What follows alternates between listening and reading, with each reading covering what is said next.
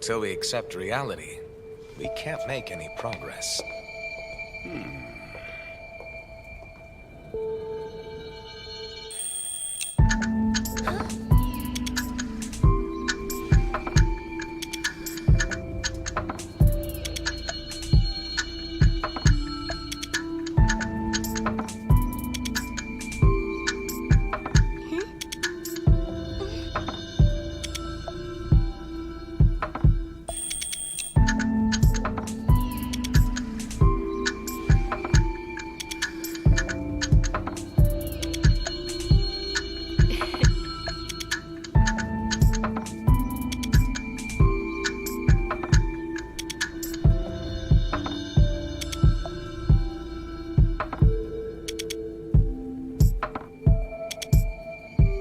It's a shame. I was comfortable there.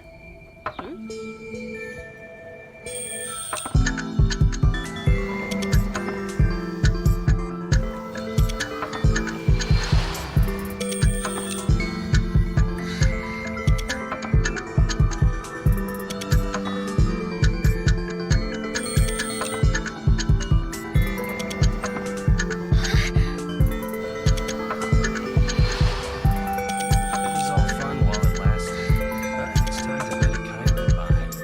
Yeah.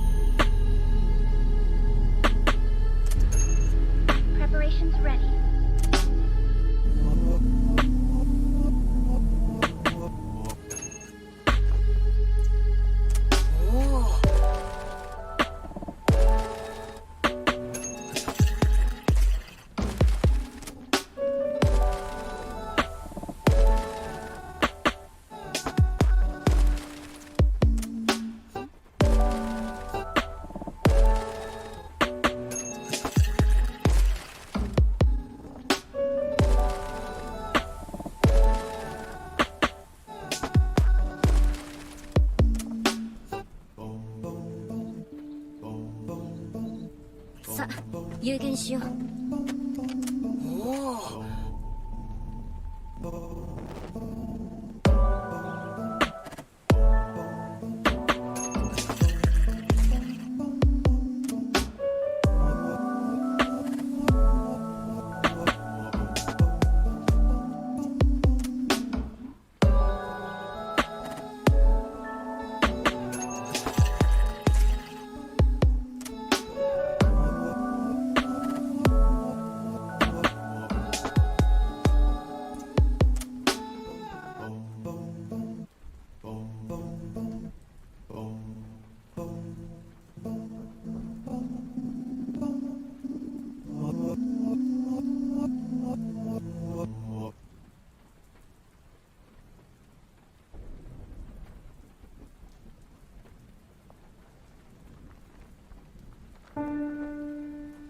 Join me for an adventure, oh, much like any other, with twists and turns and plot devices, words and wonder. Now my advice is listen close. What makes this story different is the teller and the told. This one's ours and it's waiting to unfold.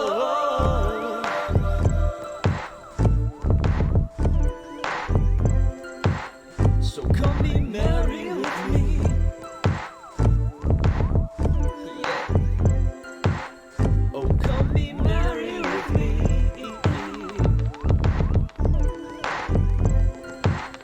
Come on, be merry with me.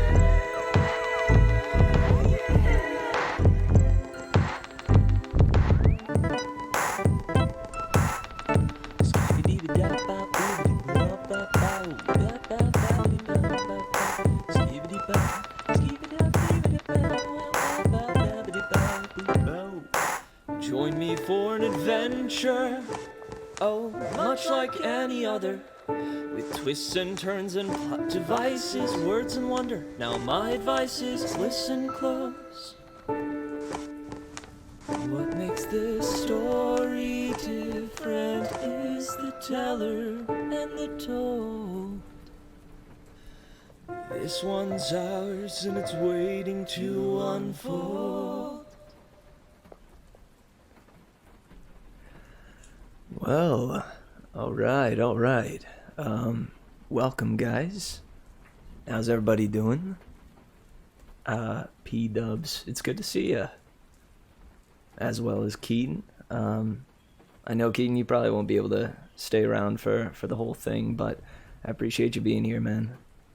Tonight, we got a later stream. I had some personal troubles today that prevented me from being able to do the stream at the time that I normally like to on Mondays. But hey, you know, that just means we'll do like a sleepy time stories. Yo, what's up, Omni?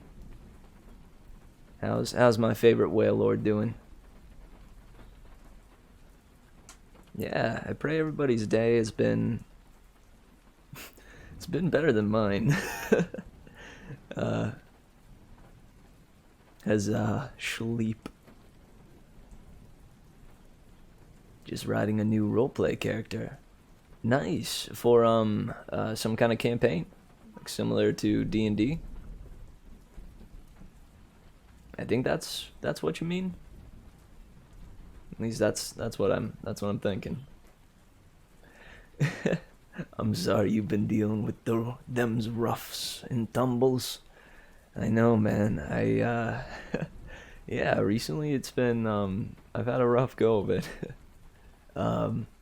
But you know, today wound up being better than I imagined it would be.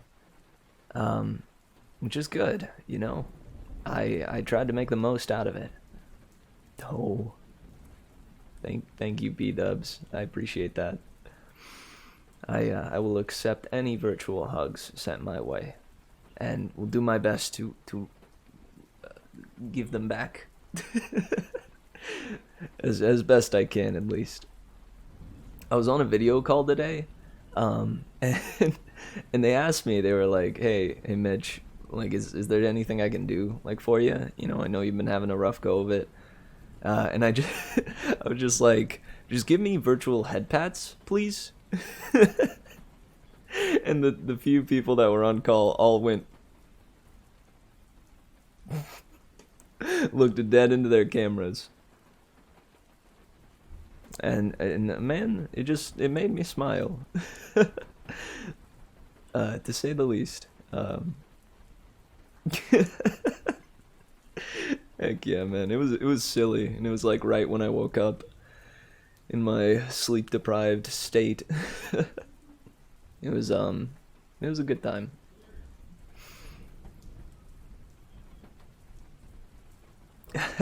No head pad emotes. No. I know. We gotta fix that somehow. I want to attempt drawing like my own, like drawing some emotes, the little caricature of me. Um, and if I do, I could try to do the head pat thing. I don't know how I would do that. I guess I'd have to do the whole thing where it's like, it's got those like whooshy lines. It would seem like a really intense head pat though.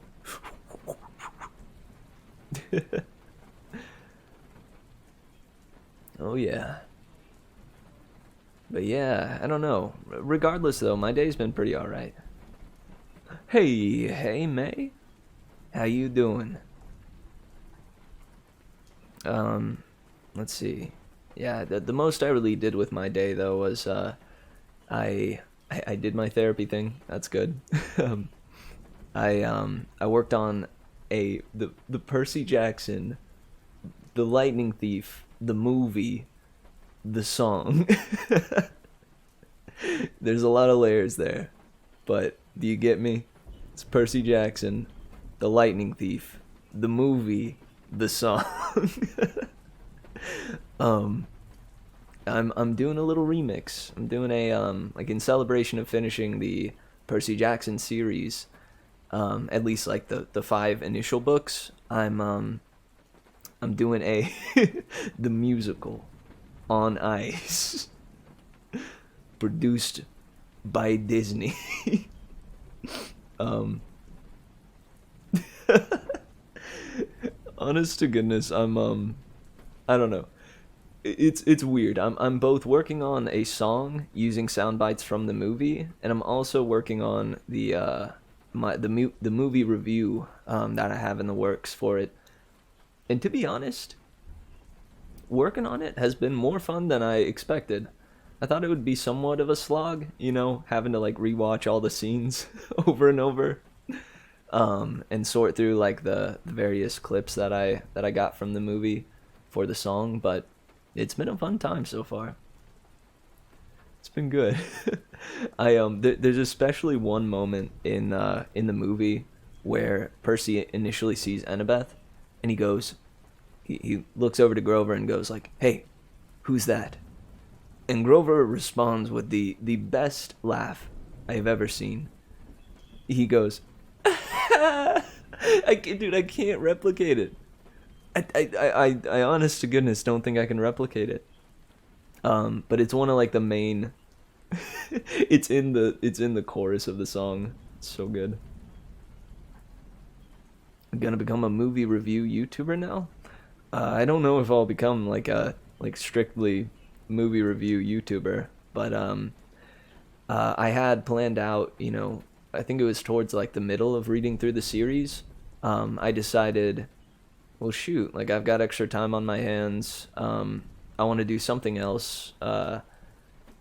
Something for the celebration for finishing the Percy Jackson series. So I came up with the idea of watching the film through with Coleman and putting together a review. It ought to be something. Film reviews on YouTube are like 90% garbage. Lamau. Well, I hope I can make it into that 10%. I'm planning on mine being mostly comedic. Yeah, mostly comedic.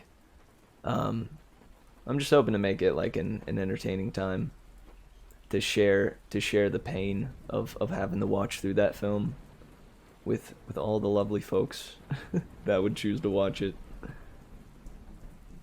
Oh, hey, hey again, because my internet died for a moment. But hey, nice to see you streaming today. Are there film reviewers on YouTube? Oh yeah, plenty.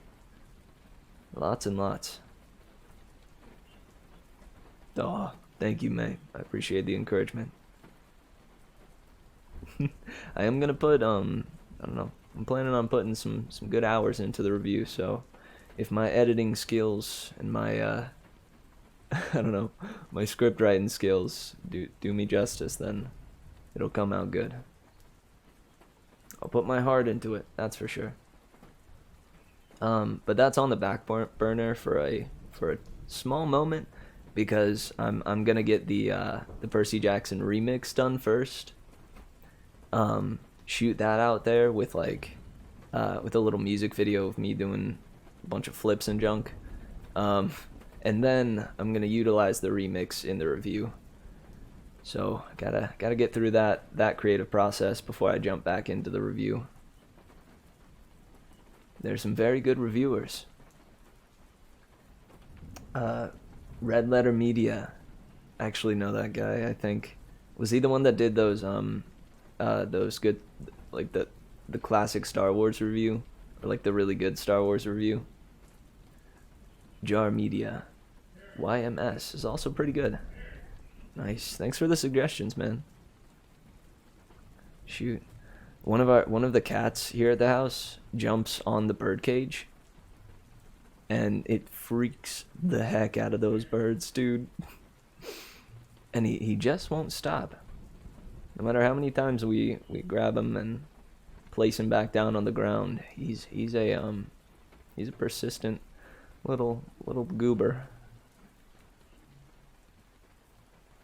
But most of them are just terrible and have zero knowledge on film criticism. Yeah, the Plinkett reviews. Good. Those were some good ones. I got showed those by a buddy of mine, Cam. Shout outs to Cam.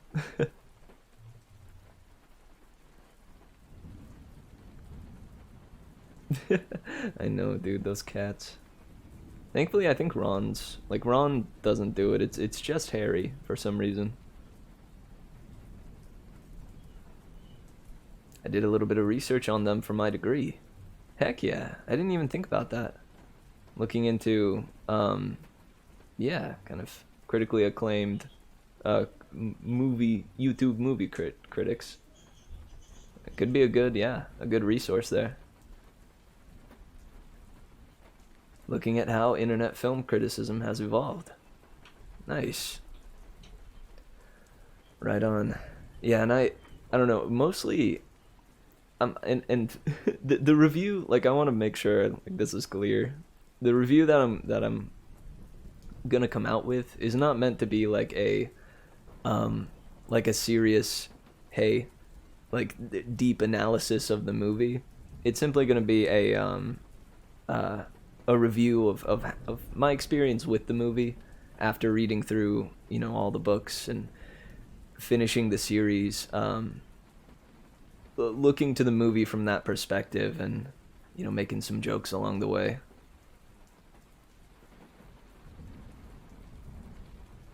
Honestly though, I gotta admit, I know the Percy Jackson movie is terrible, but coming at it from the perspective of just finishing all the books, I liked it better.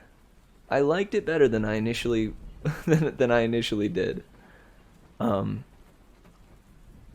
don't know. I think it's because I can let things go a little bit easier nowadays, whereas little 12-year-old Mitchell was furious walking out of that theater. I was not having it, dude.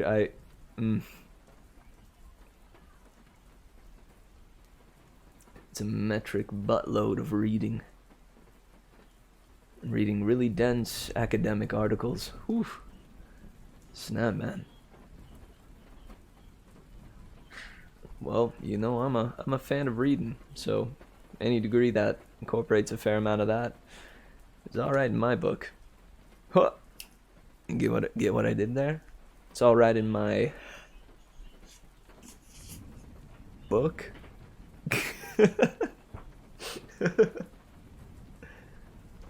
An obscure Russian film. What do you mean by obscure Russian film? Shoot, dude. I think I've seen like maybe one obscure Russian film when I was in that first year of film school.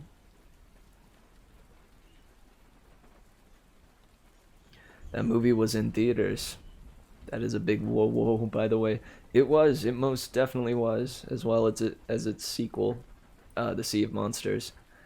Um, and I was super pumped for it, dude. Like it came out at the perfect time. Like I just finished like the first or second book. Like I was partway through the series. I was the demographic for it. 12 years old.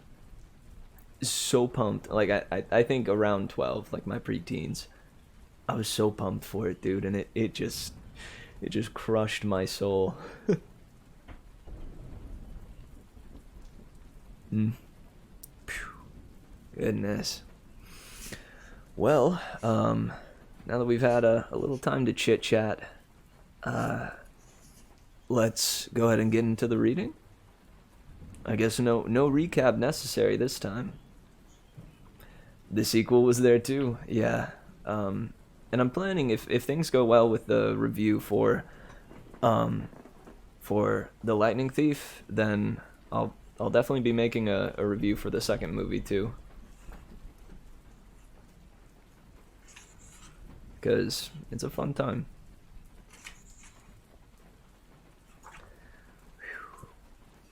Now this book, like the Percy Jackson books, I had bought the hardcover.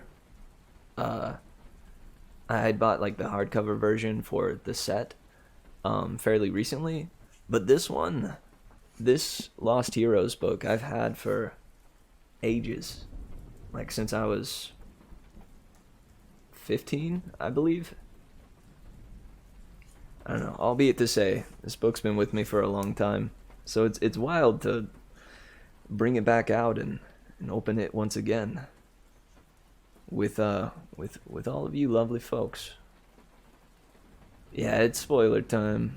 I know, May. I'm sorry. Heck yeah. All right, guys.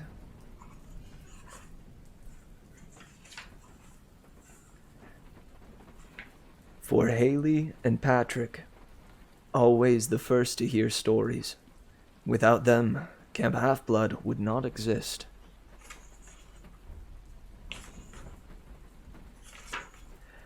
This is The Lost Hero by Rick Riordan. 1. Jason. Even before he got electrocuted, Jason was having a rotten day. He woke in the back seat of a school bus, not sure where he was, holding hands with a girl he didn't know. That wasn't necessarily the rotten part. The girl was cute, but he couldn't figure out who she was or what he was doing there. He sat up and rubbed his eyes, trying to think. A few dozen kids sprawled in the seats in front of him, listening to iPods, talking, or sleeping. They all looked around his age. 15? 16? Okay, that was scary. He didn't know his own age. The bus rumbled along a bumpy road. Out the windows, desert rolled by under a bright blue sky. Jason was pretty sure he didn't live in the desert. He tried to think back. The last thing he remembered. The girl squeezed his hand. Jason? You okay? She wore faded jeans, hiking boots, and a fleece snowboarding jacket. Her chocolate brown hair was cut choppy and uneven. with thin strands braided down the sides. She wore no makeup, like she was trying not to draw attention to herself. But it didn't work. She was seriously pretty. Her eyes seemed to change color like a kaleidoscope. Brown, blue, then green. Jason let go of her hand. I don't... In the front of the bus, a teacher shouted, "All right, cupcakes, listen up." The guy was obviously a coach. His baseball cap was pulled low over his hair, so you could just see his beady eyes. He had a wispy goatee and a sour face, like he'd eaten something moldy. His buff arms and chest pushed against a bright orange polo shirt. His nylon workout pants and Nikes were spotless white. A whistle hung from his neck, and a megaphone was clipped to his belt. He would have looked pretty scary if he hadn't been 5'0". When he stood up in the aisle, one of the students called, "Stand up, Coach Edge!" "I heard that." The coach scanned the bus for the offender. Then his eyes fixed on Jason, and his scowl deepened. A jolt went down Jason's spine. He was sure the coach knew he didn't belong there. He was going to call Jason out, demand to know what he was doing on the bus, and Jason wouldn't have a clue what to say. But Coach Hedge looked away and cleared his throat. "We'll arrive in 5 minutes. Stay with your partner. Don't lose your worksheet. And if any of you precious little cupcakes cause any trouble on this trip, I will personally send you back to campus the hard way." He picked up a baseball bat and made like he was hitting a homer. Jason looked at the girl next to him. "Can he talk to us that way?" She shrugged. "Always does. This is the wilderness school, where kids are the animals." She said it like it was a joke they'd shared before. "This is some kind of mistake," Jason said. "I'm not supposed to be here." The boy in front of him turned and laughed. "Yeah, right, Jason. We've all been framed. I didn't run away 6 times. Piper didn't steal a BMW." The girl blushed. "I didn't steal that car, Leo." "Oh, I forgot, Piper. What was your story? You talked the dealer into lending it to you?" He raised his eyebrows at Jason like, "Can you believe her?" Can you believe her? Leo looked like a Latino Santa's elf with curly black hair, pointy ears, a cheerful, babyish face, and a mischievous smile that told you right away this guy should not be trusted around matches nor sharp objects. His long, nimble fingers wouldn't stop moving, drumming on the seat, sweeping his hair behind his ears, fiddling with the buttons of his army fatigue jacket. Either the kid was naturally hyper, or he was hopped up on enough sugar and caffeine to give a heart attack to a water buffalo. "Anyway," Leo said. "Anyway," Leo said. "I hope you've done your worksheet, 'cause I used mine for spitwads days ago." "Why are you looking at me like that? Somebody draw on my face again?" Or, "Why are you looking at me like that? Somebody draw on my face again?" "I don't know you," Jason said. Leo gave him a crocodile grin. "Sure." "I'm not your best friend. I'm his evil clone. Leo Valdez. Coach Hedge yelled from the front. Problem back there? Leo winked at Jason. Watch this. He turned to the front. Sorry, Coach. I was having trouble hearing you. Could you use your megaphone, please? Coach Hedge grunted like he was pleased to have an excuse and unclipped the megaphone from his belt and continued giving directions, but his voice came out like Darth Vader's. The kids cracked up. The coach tried again, but this time the megaphone blared. The cow says, "Moo." The kids howled, and the coach slammed down the megaphone. Valdez! Piper stifled a laugh. My God, Leo. How did you do that? Leo slipped a tiny Phillips head screwdriver from his sleeve. I'm a special boy. Guys, seriously, Jason pleaded. What am I doing here? Where are we going? Piper knit her eyebrows. Jason, are you joking? No. I have no idea. Yeah. He's joking, Leo said. He's trying to get me back for that shaving cream on the Jell-O thing, aren't you? He's trying to get me back for that shaving cream on the Jell-O thing, aren't you? Jason stared at him blankly. No, I think he's being serious. Piper tried to take his hand again, but he pulled it away. I'm sorry, he said. I can't. That's it! Coach Hedge yelled from the front. The back row has just volunteered to clean up after lunch. The rest of the kids cheered. There's a shocker, Leo muttered. There's a shocker, Leo muttered. But Piper kept her eyes on Jason, like she couldn't decide whether to be hurt or worried. Did you hit your head on something? You really don't know who we are?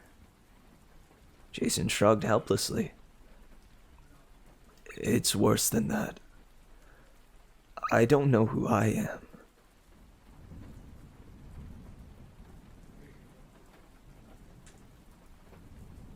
The bus dropped them in front of a big red stucco complex, like a museum. Just sitting in the middle of nowhere. Maybe that's what it was. The National Museum of Nowhere, Jason thought.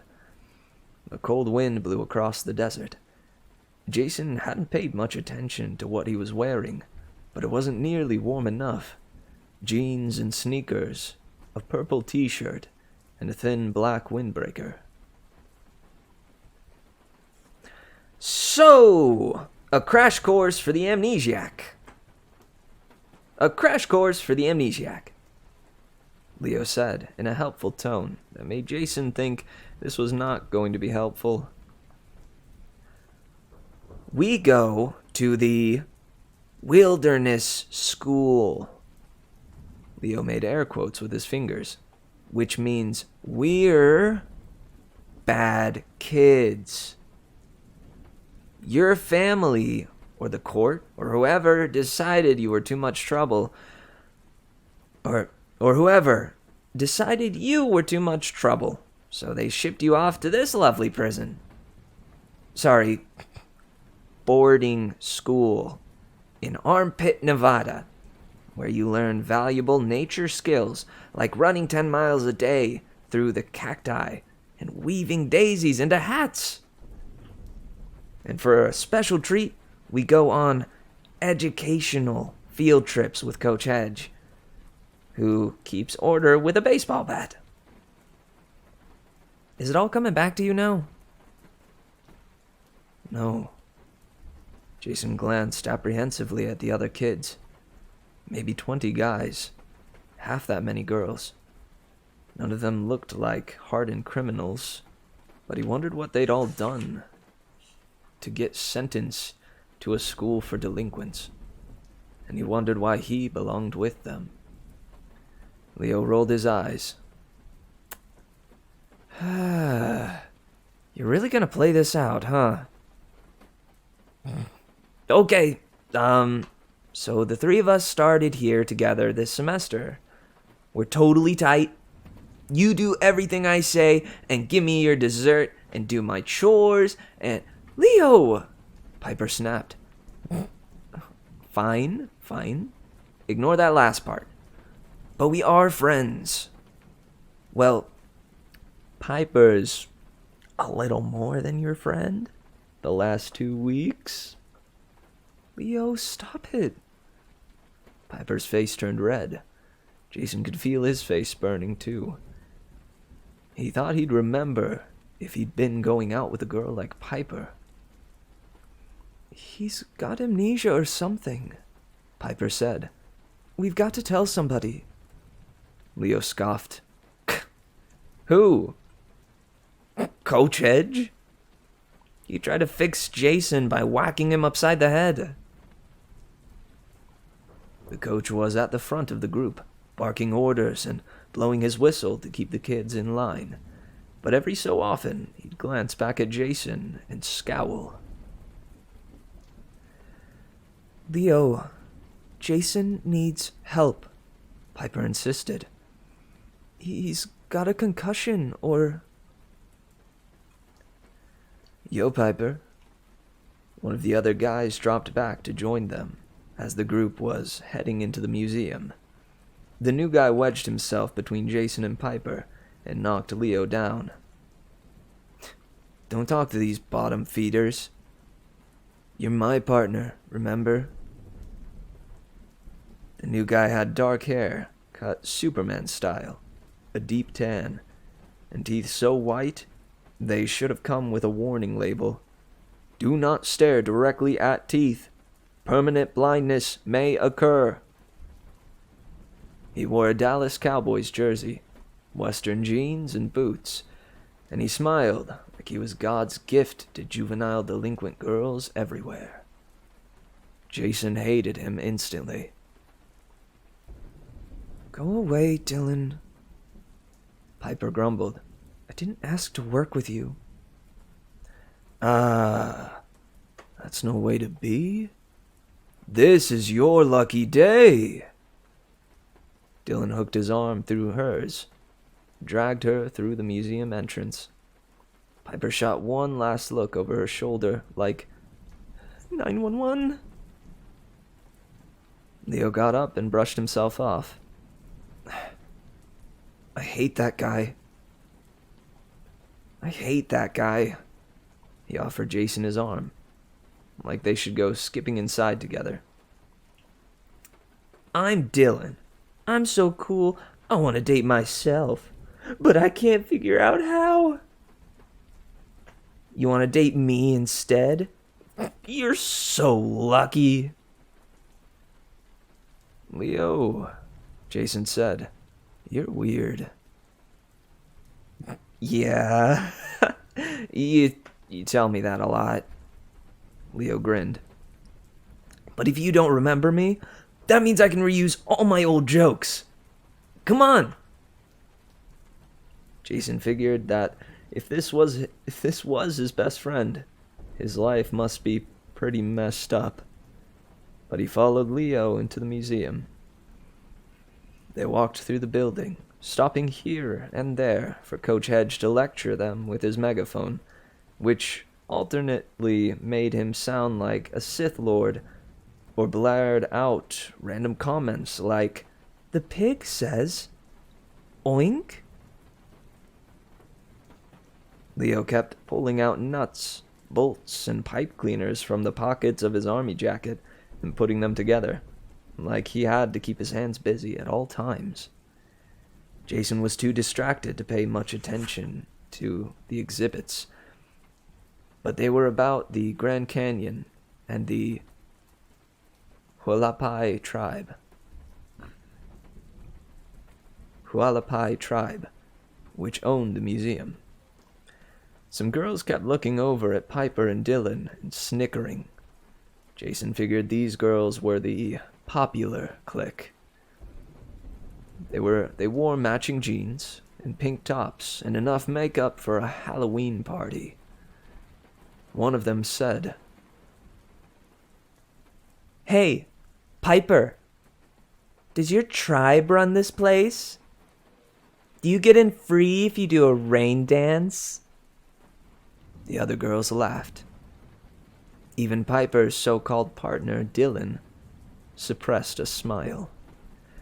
Piper's snowboarding jacket sleeves hit her hands, but Jason got the feeling she was clenching her fists.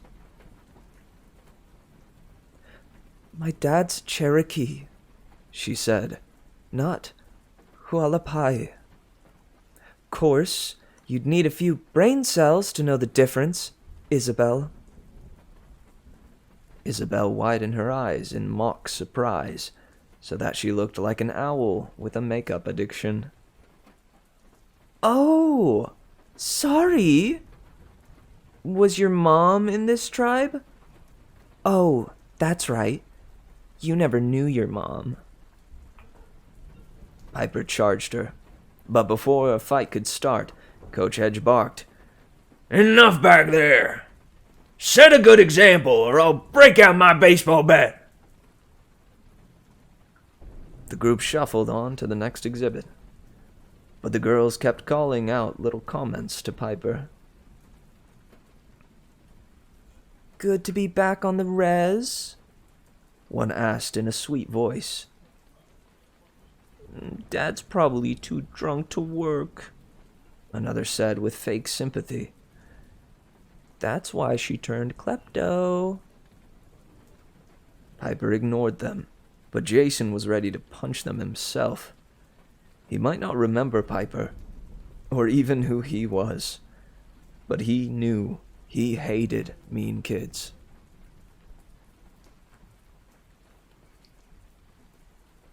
Hey yo, what's up, A State of Mind?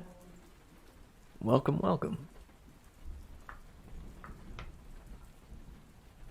Hope you enjoy the story.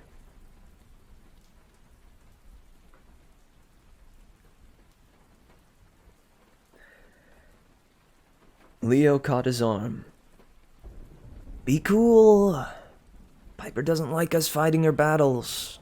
But besides, if those girls found out the truth about her dad, they'd be all bowing down to her and screaming, 'We're not worthy!'" "Why? What about her dad?" Leo laughed in disbelief. "You're not kidding?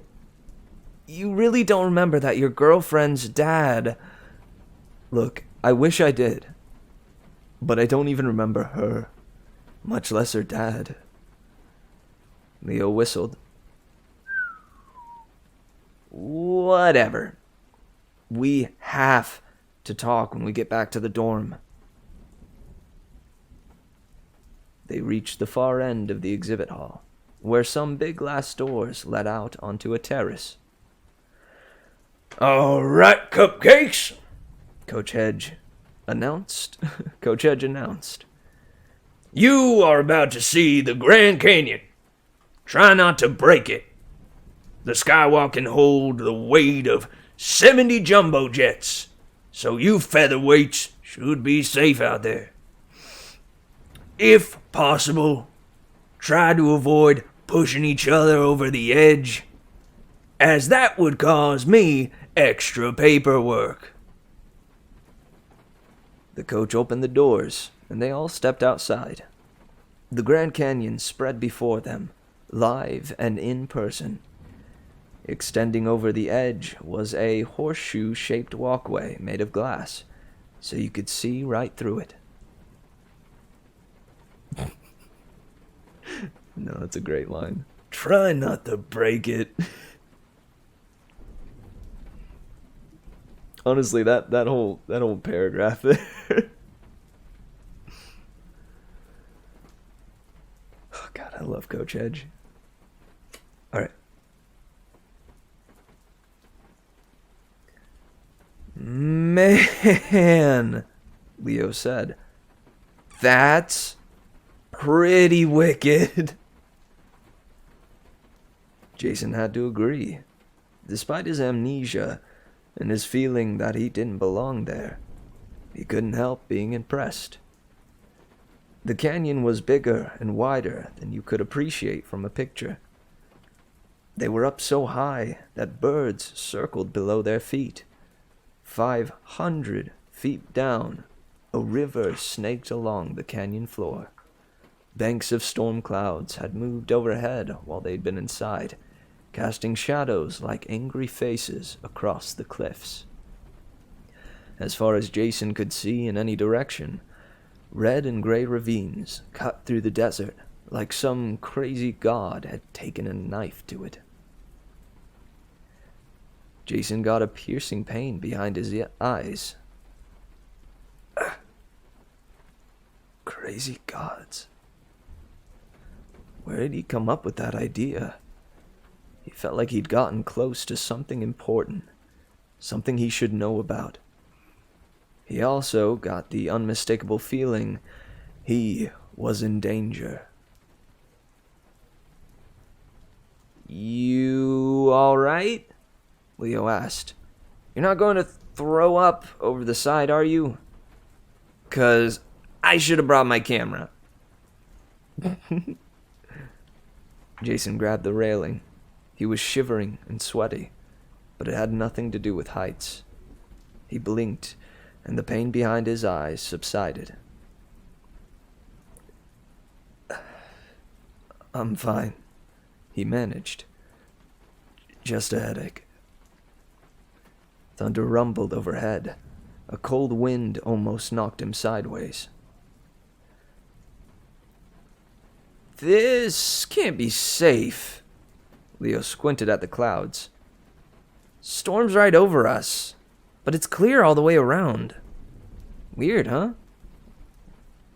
Jason looked up and saw Leo was right. A dark circle of clouds had parked itself over the sidewalk, over the skywalk, but the rest of the sky in every direction was perfectly clear. Jason had a bad feeling about that. All right, cupcakes! Coach Edge yelled. He frowned at the storm like it bothered him too. We may have to cut this short, so get to work.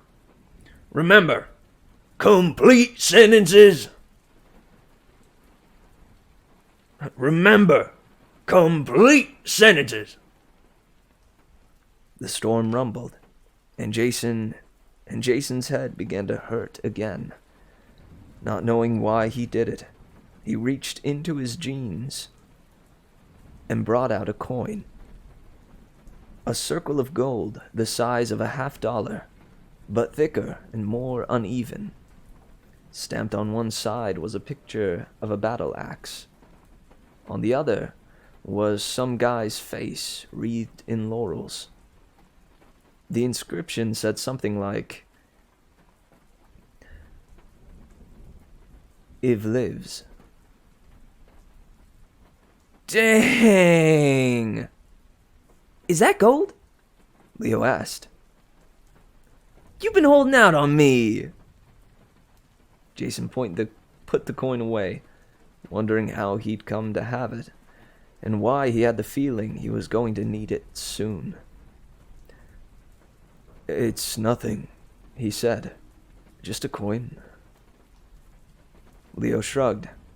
Maybe his mind had to keep moving as much as his hands. Come on, he said. Dare you to spit over the edge? Dare you to spit over the edge? They didn't try very hard on the worksheet. For one thing, Jason was too distracted by the storm and his own mixed-up feelings. For another thing, he didn't have any idea how to name 3 sedimentary strata you observe, or describe 2 examples of erosion. Leo was no help.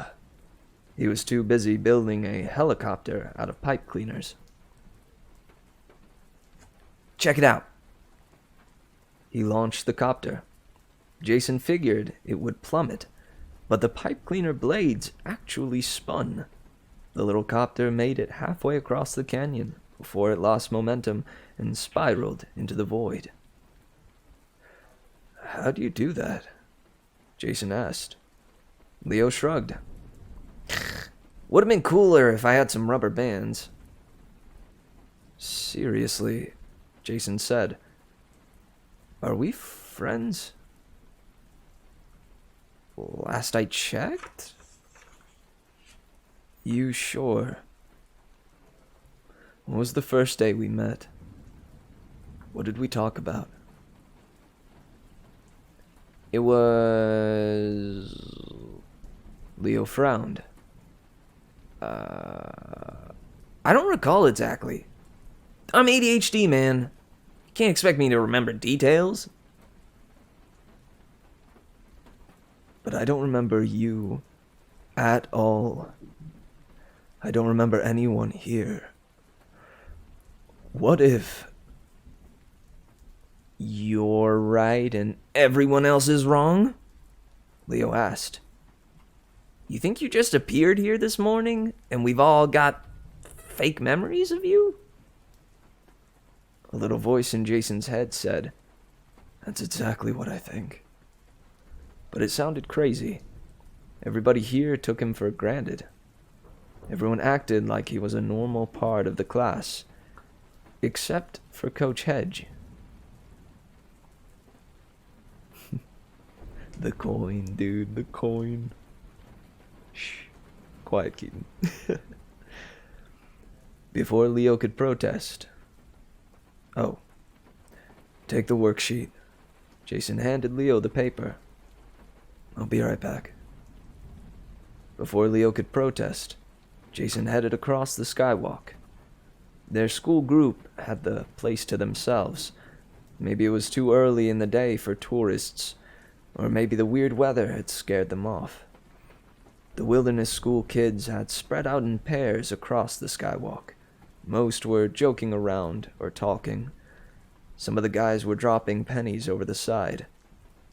About 50 feet away, Piper was trying to fill out her worksheet, but her stupid partner Dylan was hitting on her, putting his hand on her shoulder and giving her that blinding white smile.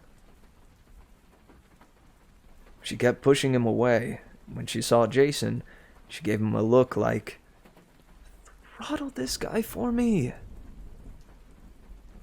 Jason motioned for her to hang on. He walked up to Coach Hedge, who was leaning on his baseball bat, studying the storm clouds. "Did you do this? Did you do this?" the coach asked him. Jason took a step back. Do what? Sounded like the coach had just asked him if he'd made the thunderstorms.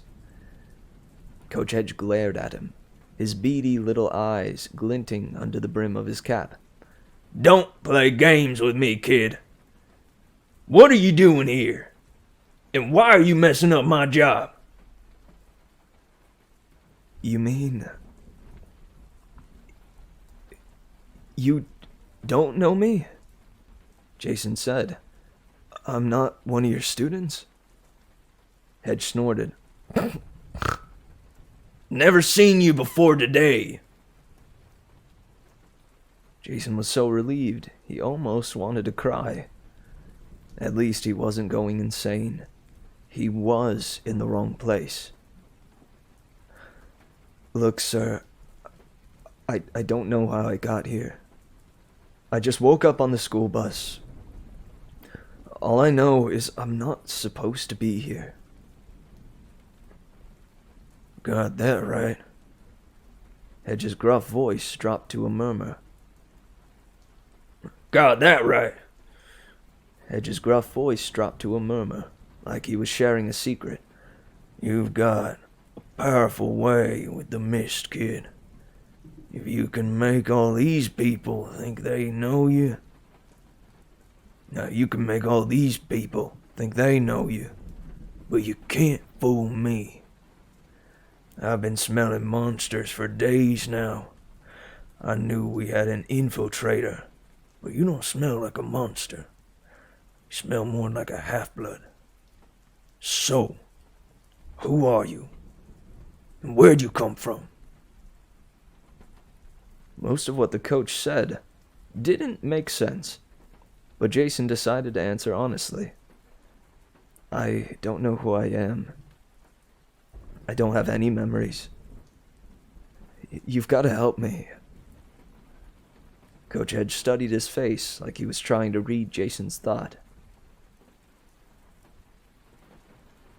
Great, Hedge muttered. you're being truthful. Of course I am. And what was all that about monsters and half-bloods? Are those code for something? Hedge narrowed his eyes. Part of Jason wondered if the guy was just nuts. But the other part knew better.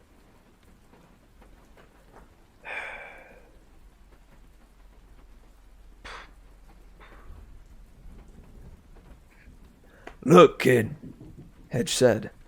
I don't know who you are. I just know what you are. And it means trouble. Now, I got to protect 3 of you rather than 2. Are you the special package? Is that it? What are you talking about? Hedge looked at the storm. The clouds were getting thicker and darker, hovering right over the skywalk. This morning, Hedge said. I got a message from camp. They said an extraction team is on the way. They're coming to pick up a special package. But they wouldn't give me the details. I thought to myself, fine. The 2 I'm watching are pretty powerful, older than most. I know they're being stalked. I can smell a monster in the group. I figure that's why the camp is suddenly frantic to pick 'em up. But then you pop up out of nowhere. So, are you the special package? Huh? The pain behind Jason's eyes got worse than ever. Half-bloods. Camp. Monsters. He still didn't know what Hedge was talking about, but the words gave him a massive brain freeze, like his mind was trying to access information that should have been there but wasn't. He stumbled, and Coach Hedge caught him. For a short guy, the coach had hands like steel. Whoa there, Cupcake. You say you got no memories, huh? Fine. I'll just have to watch you, too. Till the team gets here. We'll let the director figure things out. What director? Jason said. What camp? Just sit tight. Reinforcements should be here soon. Hopefully nothing happens before... Lightning crackled overhead. The wind picked up with a vengeance. Worksheets flew into the Grand Canyon, and the entire bridge shuddered. Kids screamed, stumbling and grabbing the rails. I had to say something, Hedge grumbled. He bellowed into his megaphone. Everyone inside! The cow says, "Moo." Off the skywalk! I thought you said this thing was stable. I thought you said this thing was stable, Jason shouted over the wind. Under normal circumstances, Hedge agreed. which these aren't.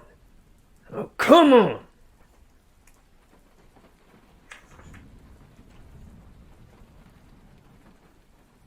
And thus ends chapter 1.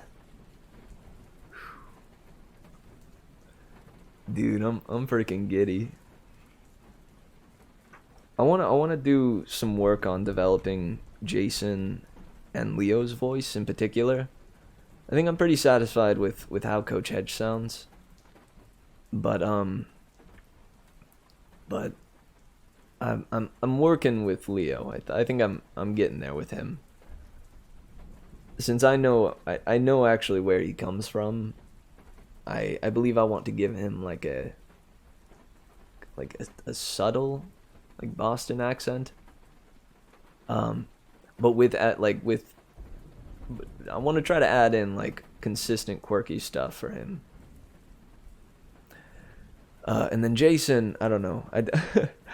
I'm taking the route at the moment where I just kind of use my usual like main protagonist voice.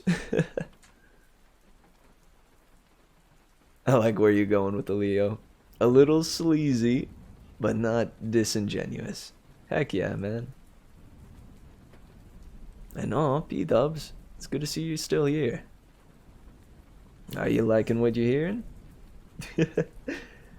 That was a killer first chapter. It starts off with a kid just appearing. Dude, it's so good. Like when I first read this, I don't know, like it's perfect for a 15-year-old reading it, right? Like at least 15-year-old guy. So I remember first coming across this, I was like, dude, what if? Dude, what if? I think Jason would benefit from a Luke voice, but with the evil dialed all the way down. Ah, okay. Yeah, kind of more forceful, right? Or more with more presence or confidence, right, than Percy. Oh goodness. Oh no. I appreciate you sticking around regardless. I mean, I could try to explain things, but in all honesty, what's nice about this book is that you actually don't really need to know all the preceding events, at least not for the first few chapters.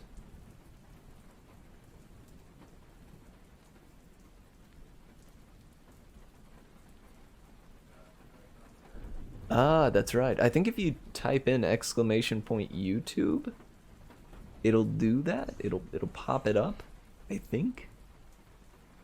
Methinks.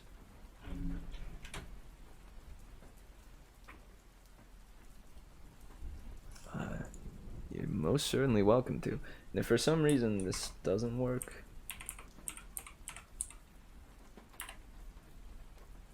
hey, yeah.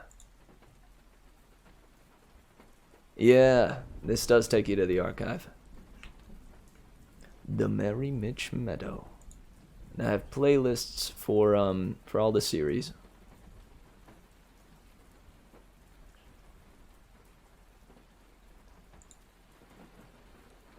Man, that's wild. The Titan's Curse was only 5 streams. Oh wait, or maybe no, I think I lost one of them. Gosh darn it. That sucks. I made sure, yeah, because I think I remember that. I made sure after I'd lost that one that I was more diligent with staying on top of downloading the streams. I finally got my my little drive. Real compact, but this puppy can hold 5 terabytes. Good stuff, right? 5 terabytes. That's what I'm talking about. I feel like any streamer, like if they want to archive their streams, needs like a solid drive.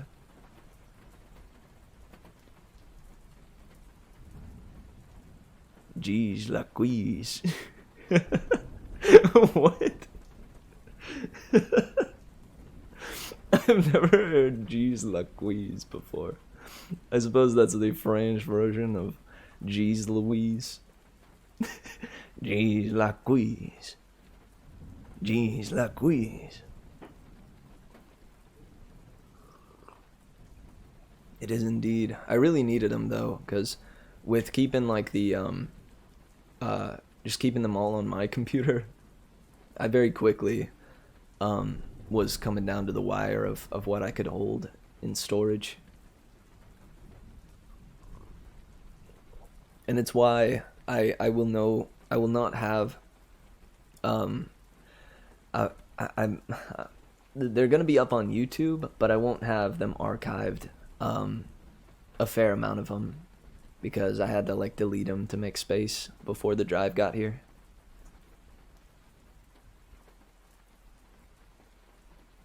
It's the first time you've ever said it? Good stuff, man. You're a clever guy. Honestly, dude, I love when stuff like that happens. Just some sort of thing like pops into my head to say, and it soon becomes one of my favorite things. Just one of my favorite things to say. I'm trying to think of a time where that happened.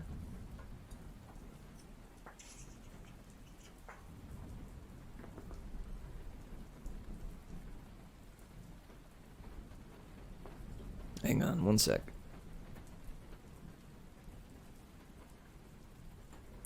Sorry, I was putting the cap on my tea. And it normally makes like an unpleasant sound, so muted the mic for a split second.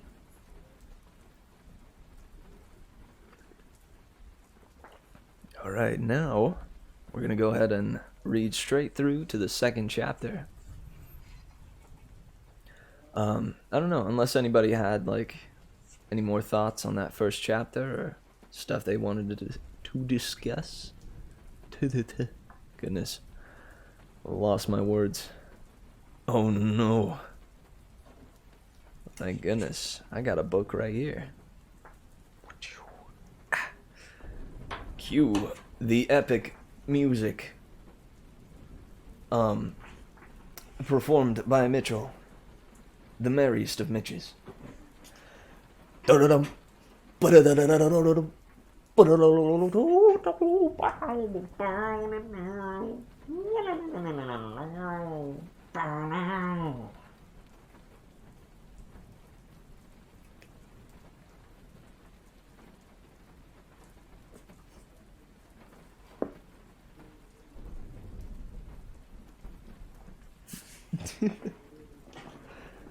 Thank you for redeeming Book on Face. That was Book on Face.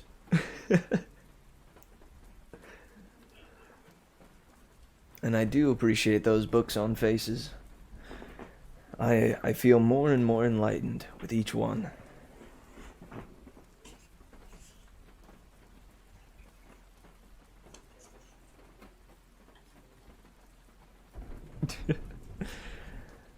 Alright guys, so let's see what the heck is going on.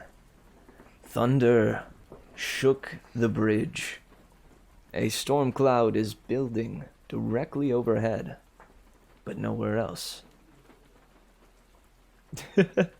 Join us next time when we Book on Face.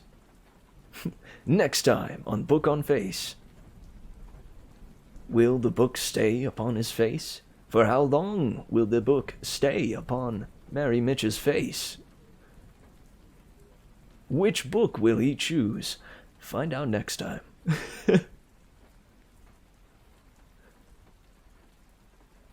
Hey, yeah.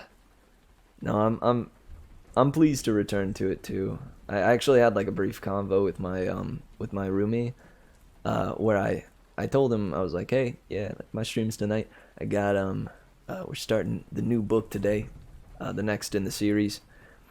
And I told him about how I considered doing like a buffer book in between the Heroes of Olympus and the Percy Jackson series.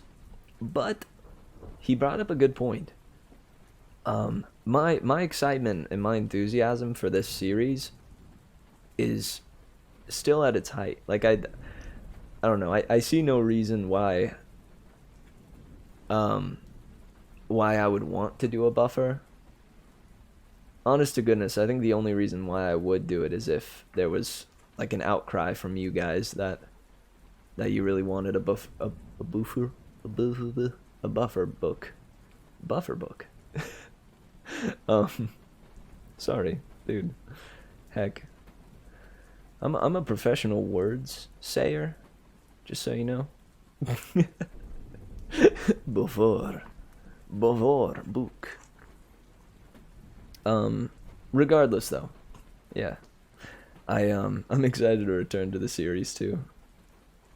This is actually when I had the idea to read to my folks while I was staying with them, over quarantine.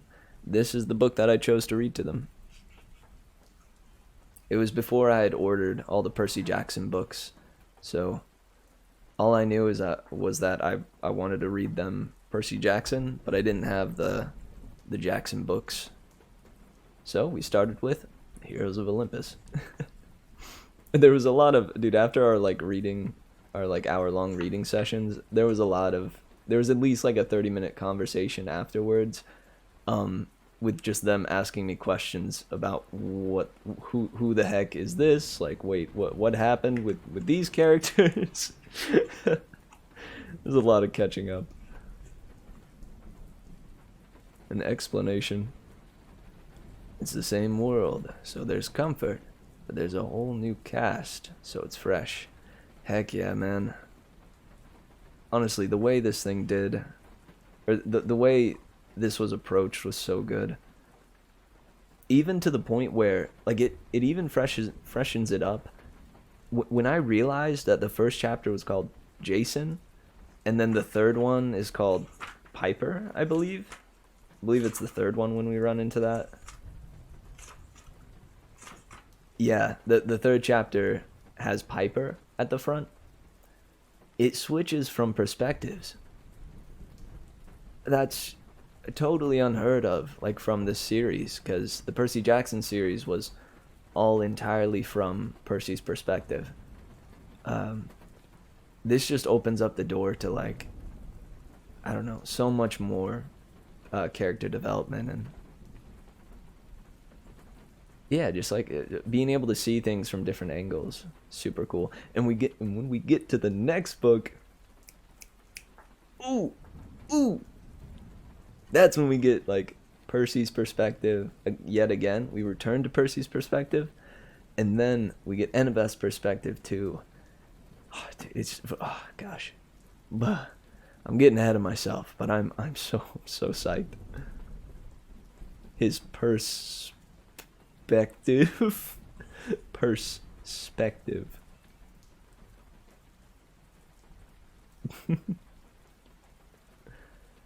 Heck yeah, man. Heck yeah. Get out of here with that pun, you goober. What do you think? This is some kind of... What do you think, we accept puns here on this stream? Because if that's what you were expecting, then snaps all around. Because absolutely. Honest to goodness, though, I adore puns. Alright, so go ahead and get comfy, get cozy, settle into your chairs, and prepare yourselves for the second chapter of The Lost Hero by Rick Riordan. Chapter 2, Jason. The storm churned into a miniature hurricane.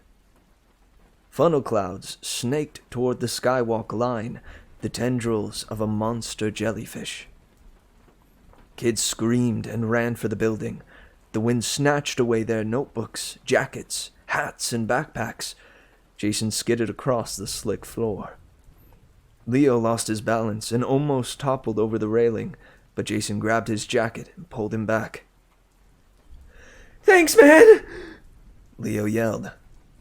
Go, go, go! Said Coach Hedge. Piper and Dylan were holding the doors open, herding the other kids inside.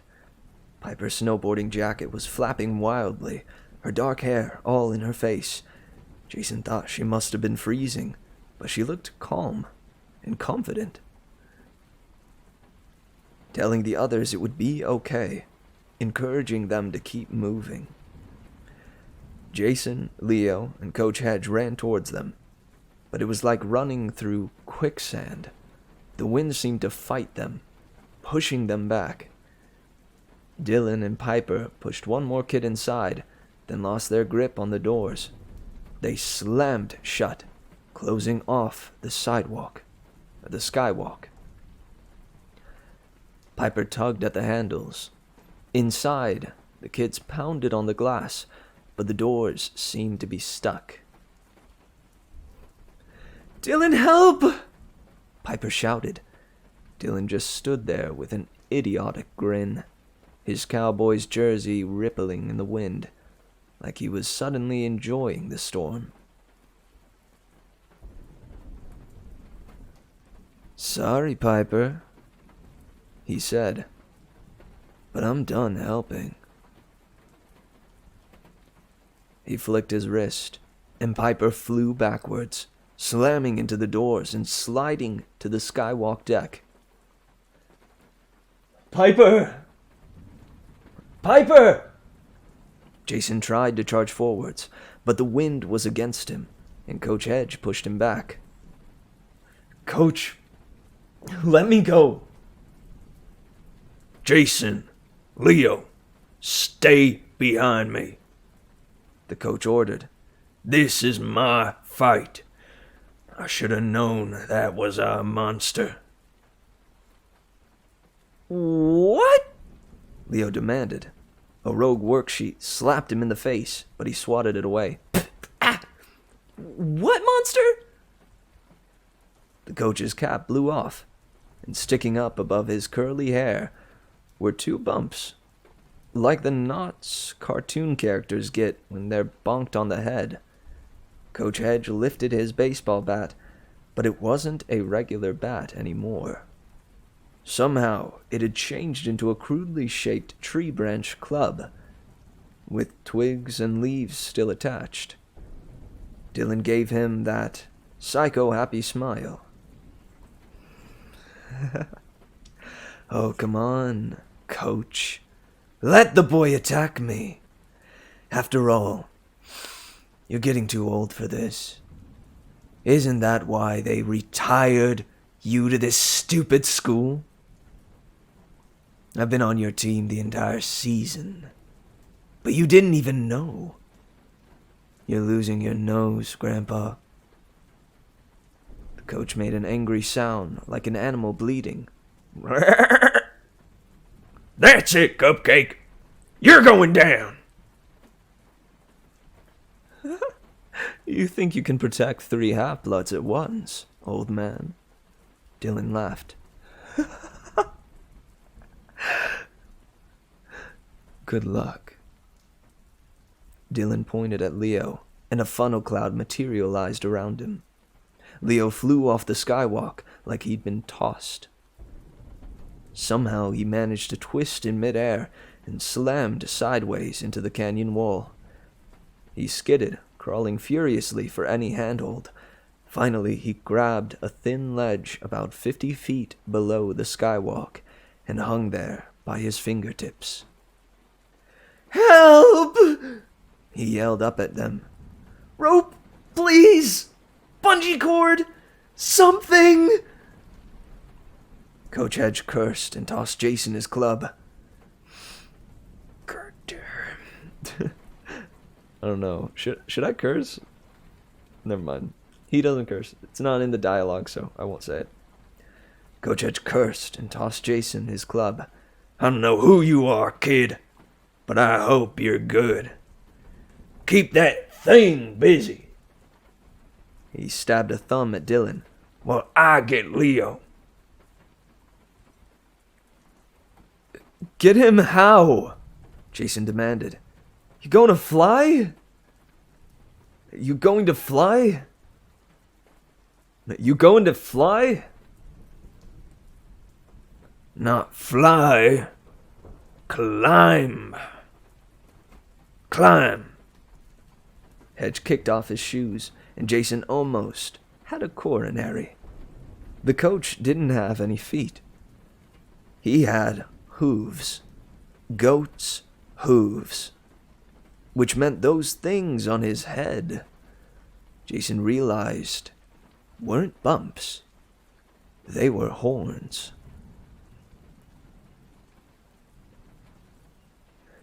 You're a fawn. Satyr.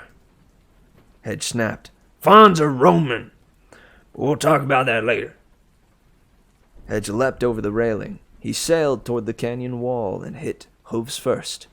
He bounded down the cliffside with impossible agility, finding footholds no bigger than postage stamps, dodging whirlwinds that tried to attack him as he picked his way toward Leo.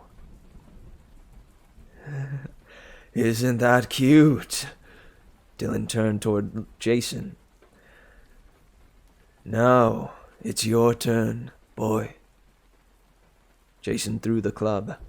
It seemed useless with the wind so strong, but the club flew right at Dylan, even curving when he tried to dodge, and smacked him on the head so hard he fell to his knees. Piper wasn't as dazed as she appeared. Her fingers closed around the club when it rolled next to her, but before she could use it, Dylan rose. Blood, golden blood, trickled from his forehead. Nice try, boy. He glared at Jason. But you'll have to do better. The skywalk shuddered. Hairline fractures appeared in the glass. Inside the museum, Kit stopped banging on the doors. They backed away, watching in terror. Dylan's body dissolved into smoke, as if his molecules were coming unglued.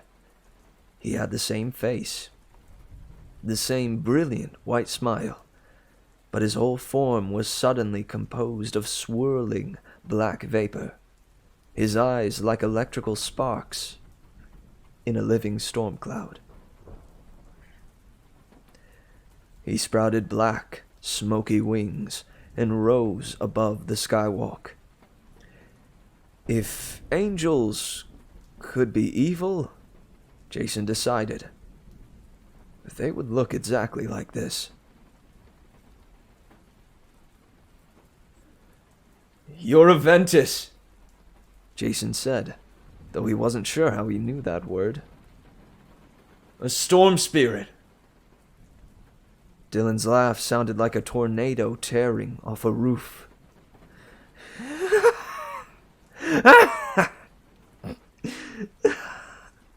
I'm glad I waited, demigod.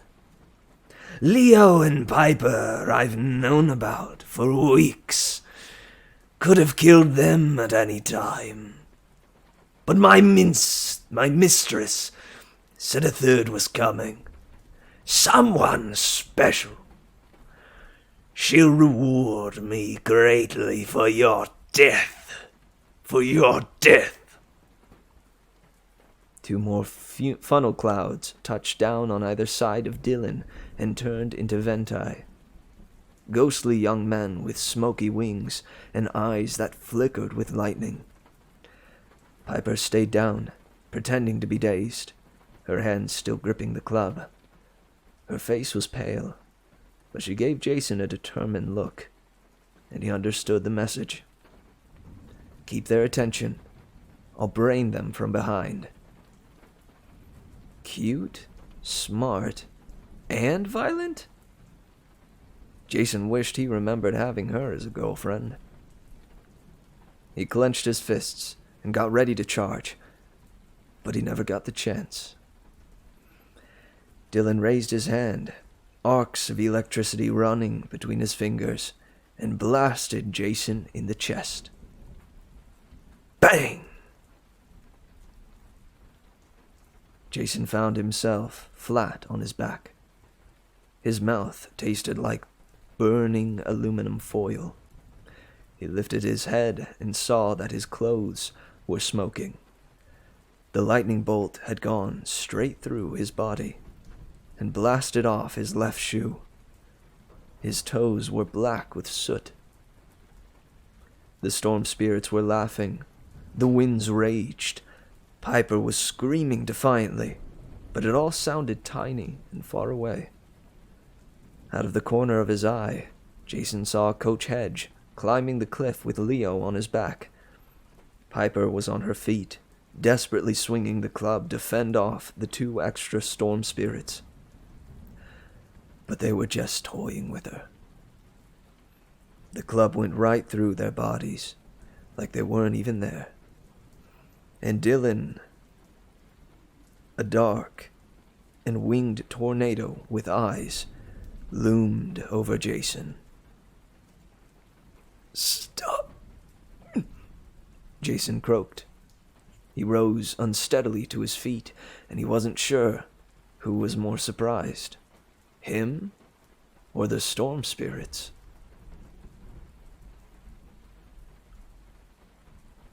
"How are you alive?" Dylan's form flickered. "That was enough lightning to kill 20 men."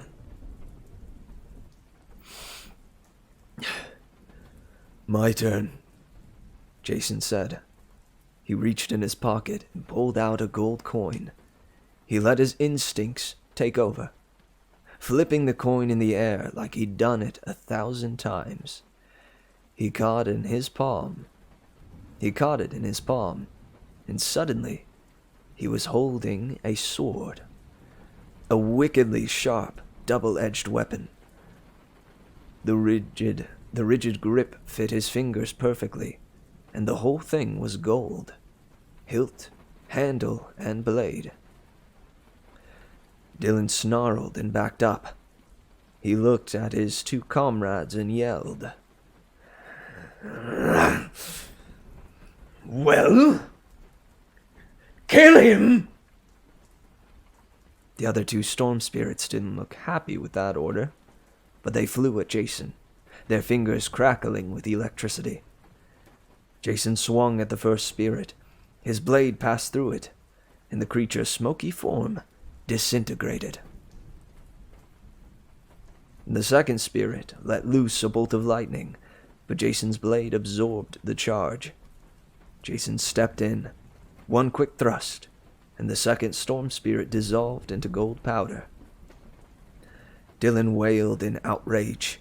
He looked down as if expecting his comrades to reform, but their gold dust remains dispersed in the wind. "Impossible! No. Who are you, half-blood?" Piper was so stunned, she dropped her club. "Jason, how?" Then Coach Hedge leapt back onto the skywalk and dumped Leo like a sack of flour. "Spirits fear me!" Hedge bellowed, flexing his short arms. Then he looked around and realized there was only Dylan. "Curse it, boy!" He snapped at Jason. "Didn't you leave some for me? I like a challenge." Leo got to his feet, breathing hard. He looked completely humiliated, his hands bleeding from clawing at the rocks. "Yo, Coach Supergoat, whatever you are, I just fell down the freaking Grand Canyon. Stop asking for challenges. Stop asking for challenges." Dylan hissed at them, but Jason could see fear in his eyes. "You have no idea how many enemies you've awakened, half-blood. My minstress will destroy all demigods. This war you cannot win. Above them, the storm exploded into a full-force gale. Cracks expanded in the skywalk. Sheets of rain poured down, and Jason had to crouch to keep his balance. A hole opened in the clouds, a swirling vortex of black and silver. The minstress! The mistress calls me back, Dylan shouted with glee. and you, demigod, will come with me. He lunged at Jason, but Piper tackled the monster from behind. Even though he was made of smoke, Piper somehow managed to make contact. Both of them went sprawling. Leo, Jason, and the coach surged forward to help, but the spirit screamed with rage. He let loose a torrent that knocked them all backward. Jason and Coach Hedge landed on their butts. Jason's sword skidded across the glass. Leo hit the back of his head and curled on his side. Dazed and groaning, Piper got the worst of it. She was thrown off Dylan's back and hit the railing, tumbling over the side until she was hanging by one hand over the abyss. Jason stared toward her, but Dylan screamed. I'll settle for this one. He grabbed Leo's arm and began to rise, towing a half-conscious Leo behind him.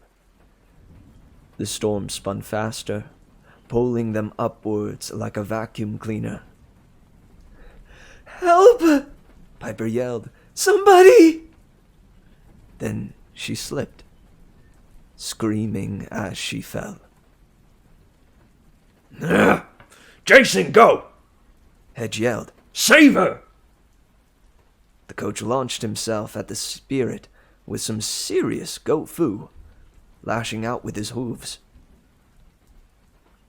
knocking Leo from the spirit's grasp. Leo dropped safely to the floor, but Dylan grappled the coach's arms instead. Hedge tried to headbutt him, then kicked him and called him a cupcake. They rose into the air, gaining speed. Coach Hedge shouted down once more. Save her! I got this! Then the satyr and the storm spirit spiraled into the clouds and disappeared. Save her, Jason thought. She's gone. But again, his instincts won. He ran to the railing, thinking, I'm a lunatic, and jumped over the side. I am a lunatic. Jason wasn't scared of heights. He was scared of being smashed against the canyon floor 500 feet below. He figured he hadn't accomplished anything except for dying along with Piper, but he tucked in his arms and plummeted headfirst. The sides of the canyon raced past like a film on fast forwards. Fast forward. His face felt like it was peeling off. In a heartbeat, he caught up with Piper, who was flailing wildly. He tackled her waist and closed his eyes, waiting for death. Piper screamed. The wind whistled in Jason's ears. He wondered what dying would feel like. He was thinking, probably not so good. He wished somehow they could never hit the bottom. Suddenly, the wind died. Piper's scream turned into a strangled gasp. Jason thought they must be dead, but he hadn't felt any impact.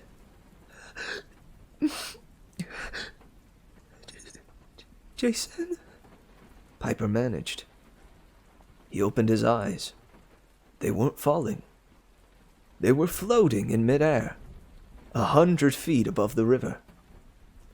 He hugged Piper tight, and she repositioned herself so she was hugging him too. They were nose to nose. Her heart beat so hard, Jason could feel it through her clothes. Her breath smelled like cinnamon. She said, "How did you..." "I didn't," he said. "I think I would know if I could fly." But then he thought, I don't even know who I am. I don't even know who I am. He imagined going up. Piper yelped as they shot a few feet higher. They weren't exactly floating, Jason decided. He could feel pressure under his feet, like they were balancing at the top of a geyser. "The air is supporting us," he said. "Well, tell it to support us more. Get us out of here." Jason looked down.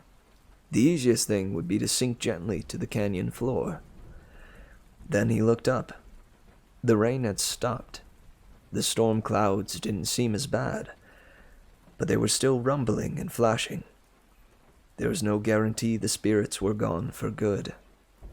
He had no idea what had happened to Coach Hedge, and he'd left Leo up there, barely conscious. "We have to help them," Piper said, as if reading his thoughts. "Can you..." "Let's see," Jason thought. Up, and instantly, they shot skyward. The fact he was riding the winds might have been cool under different circumstances, but he was too much in shock. As soon as they landed on the skywalk, they ran to Leo. Piper turned Leo over, and he groaned. His army coat was soaked from the rain. His curly hair glittered gold from rolling around in monster dust. But at least he wasn't dead. "Stupid, ugly goat."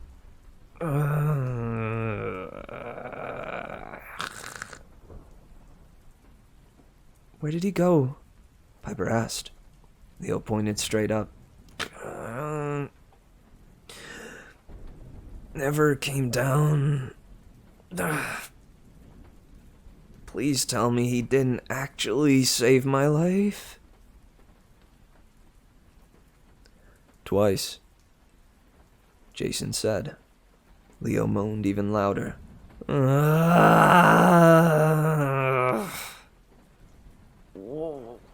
"What happened? The tornado guy... the gold sword? I hit my head.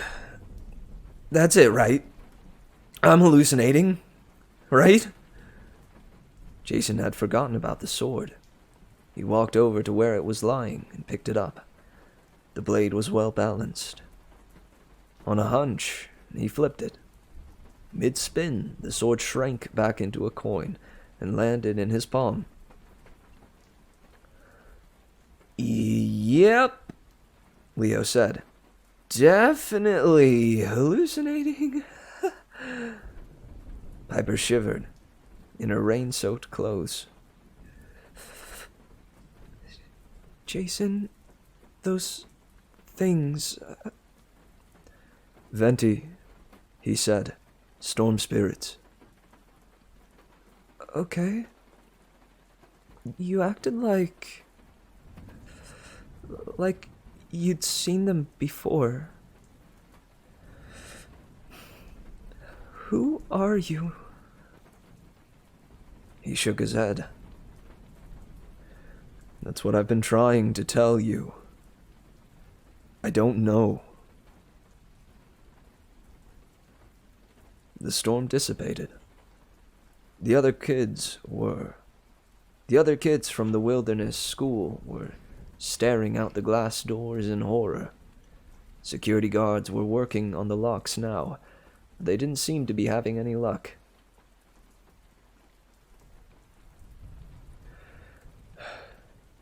Coach Hedge said he had to protect 3 people. Jason remembered. I think he meant us.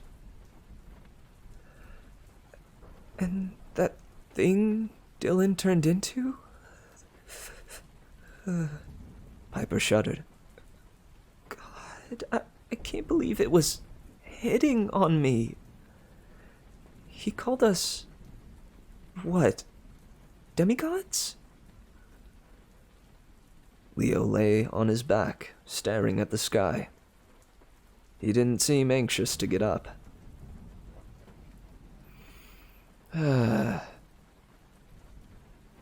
Don't know what demi means, he said, but I'm not feeling too godly. You guys feeling godly? There was a brittle sound like dry twigs snapping, and the cracks in the skywalk began to widen. We need to get off this thing, Jason said. Maybe if we... Okay, Leo interrupted. Look up there and tell me if those are flying horses. At first, Jason thought Leo had hit his head too hard. Then he saw a dark shape descending from the east. Too slow for a plane, too large for a bird. As it got closer, he could see a pair of winged animals, gray, 4-legged, exactly like horses, except each one had a 20-foot wingspan, and they were pulling a brightly painted box with 2 wheels. A chariot.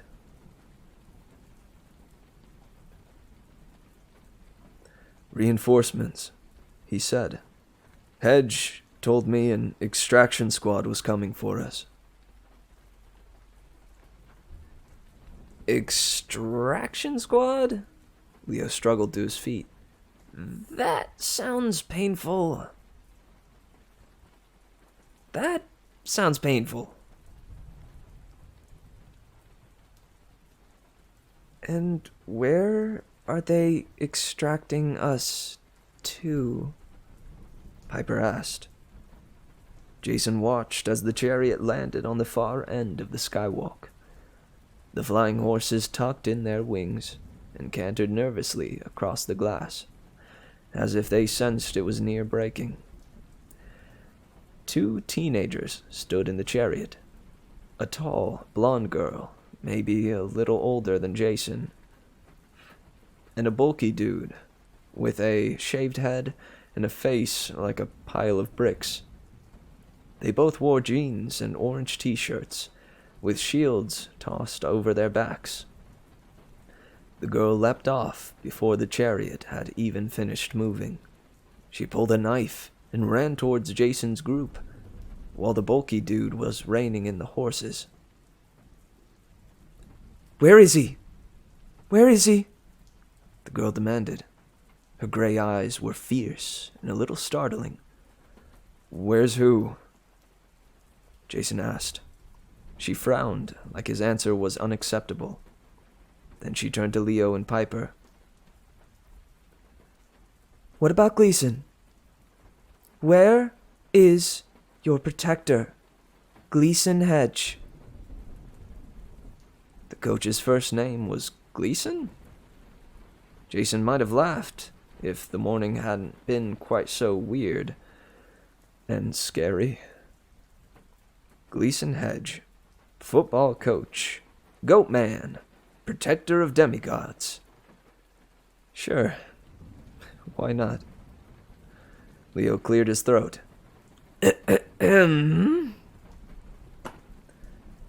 He got taken by some tornado things?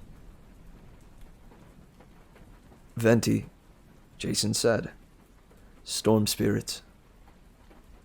The blonde girl arched an eyebrow.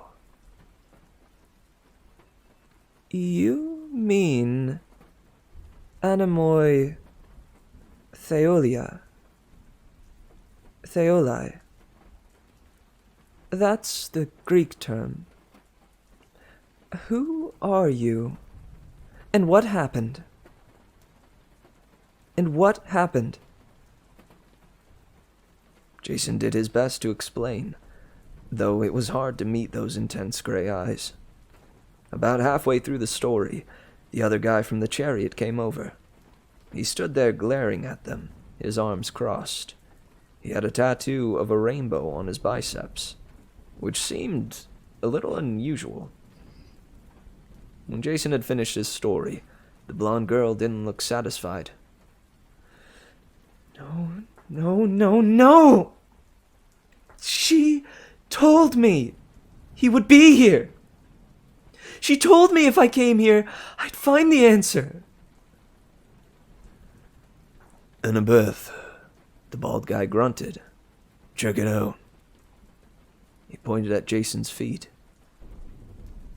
Jason hadn't thought much about it, but he was still missing his left shoe, which had been blown off by the lightning. His bare foot felt okay, but it looked like a lump of charcoal. The guy with one shoe, said the bald dude. He's the answer. He's the answer. No, Butch, the girl insisted. He can't be. I was tricked. She glared at the sky, as though it had done something wrong. What do you want from me? She screamed. What have you done with him?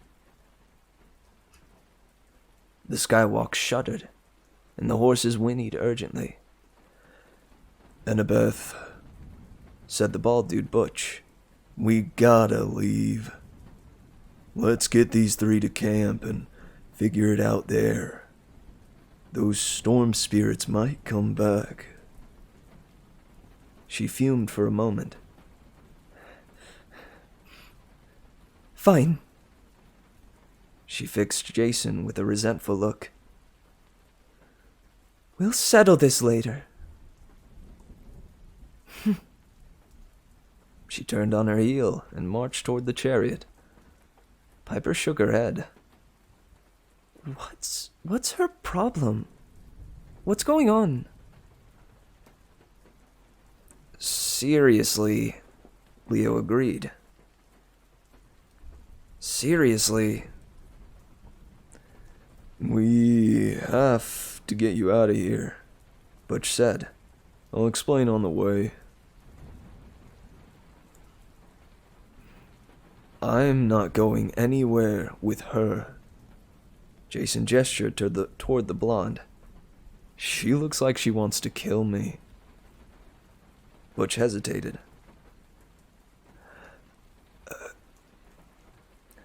Annabeth's okay. You gotta cut her some slack. She had a vision telling her to come here, to find a guy with one shoe. That was supposed to be the answer to her problem. What problem? Piper asked. She's been looking for one of our campers who's been missing 3 days. Butch said. She's going out of her mind with worry. She hoped he'd be here. Who? Jason asked. Who? Her boyfriend, Butch said. A guy named Percy Jackson.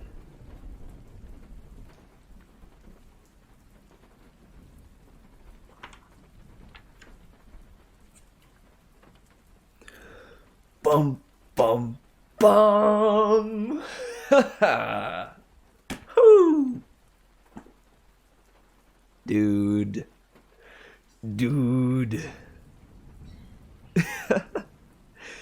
Golly, it's such a good start. It's so impactful. So I read up to like, I think chapter 5 with my folks. I don't know, somewhere between 5 to 10 I read up to. No, actually, I don't think I made it past like 7 or something. Regardless, I read this, the start of this book about 4 months ago, 4 or 5 months ago. So it's still kind of fresh. So sadly, I won't be right there alongside you, like with kind of rediscovering at least the first part here. But still, good lord, what a killer opening.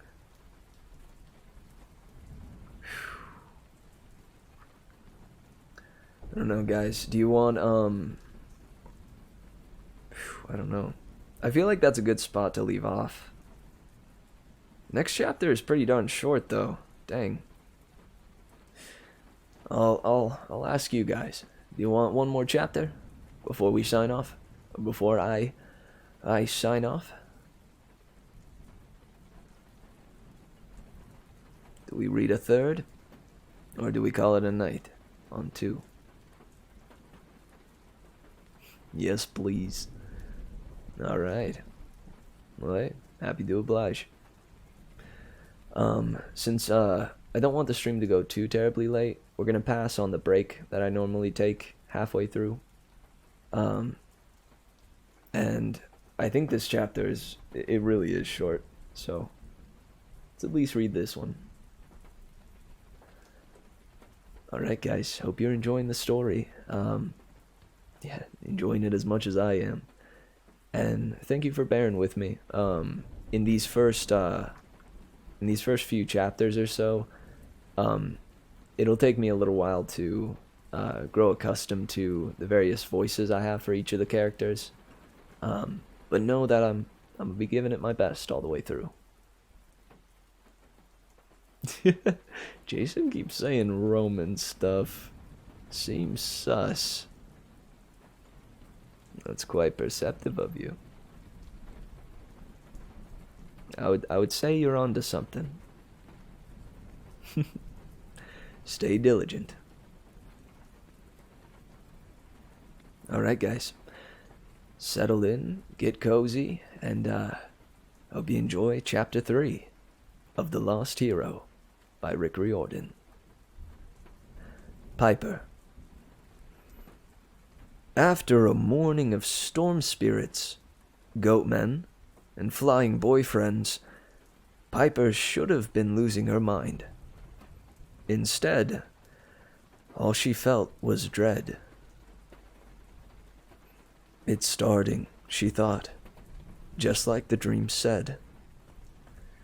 She stood in the back of the chariot with Leo and Jason, while the bald guy, Butch, handled the reins, and the blonde girl, Annabeth, adjusted a bronze navigation device.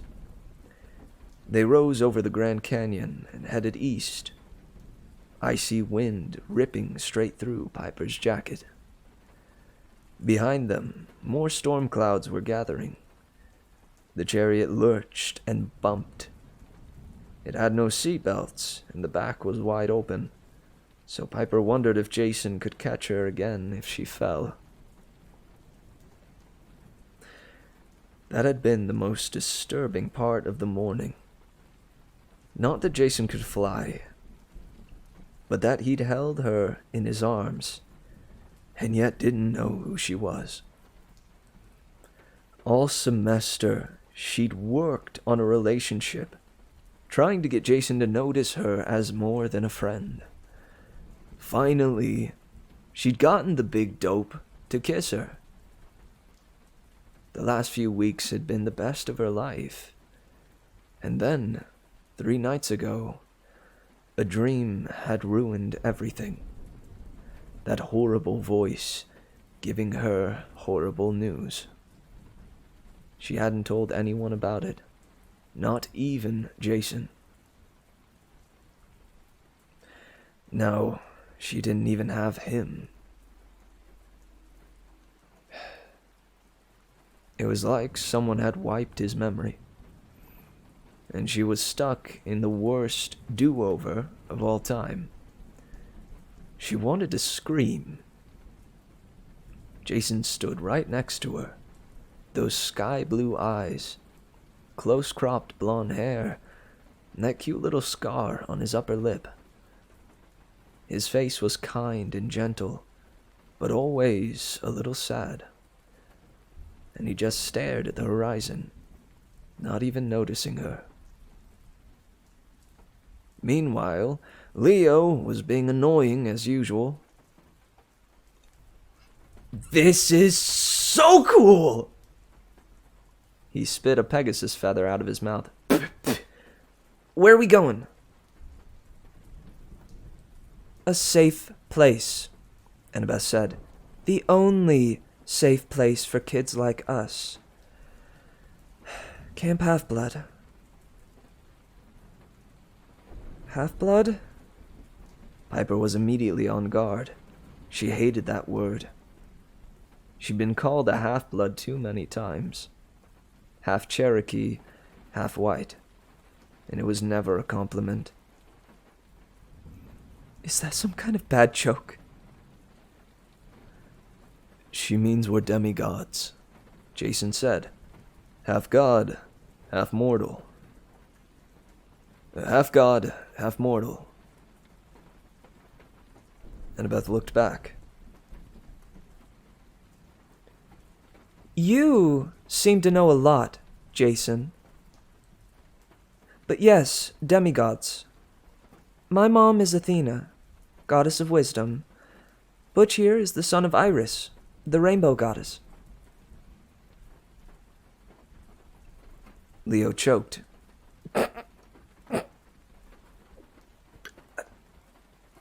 Your mom is the rainbow goddess? Got a problem with that? Got a problem with that? Got a problem with that? Butch said.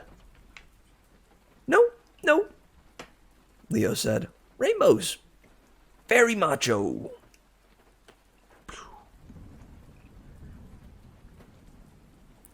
Butch is our best equestrian, Annabeth said. He gets along great with the Pegasi. Rainbows? Ponies? Ponies? Leo muttered. I'm gonna toss you off of this chariot, Butch warned. I'm gonna toss you off of this chariot, Butch warned. Demigods, Piper said. You mean you think we're... Lightning flashed. The chariot shuddered, and Jason yelled. Left wheel is on fire! Piper stepped back. Sure enough, the wheel was burning white flames. White flames lapping up the side of the chariot. The wind roared. Piper glanced back behind them and saw dark shapes forming in the clouds. More storm spirits spiraling towards the chariot. Except these looked more like horses than angels.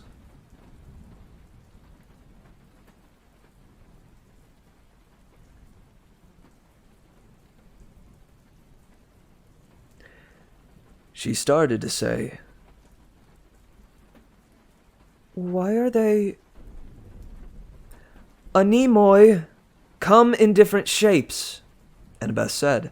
Sometimes human, sometimes stallions, depending on how chaotic they are. Hold on, this is going to get rough. Butch flicked the reins. The Pegasus put on a burst of speed, and the chariot blurred. Piper's stomach crawled into her throat. Her vision went black, and when it came back to normal, they were in a totally different place. A cold gray ocean stretched out to the left. Snow-covered fields. roads, and forests spread to the right. Directly below them was a green valley, like an island of springtime, rimmed with snowy hills on 3 sides and water to the north.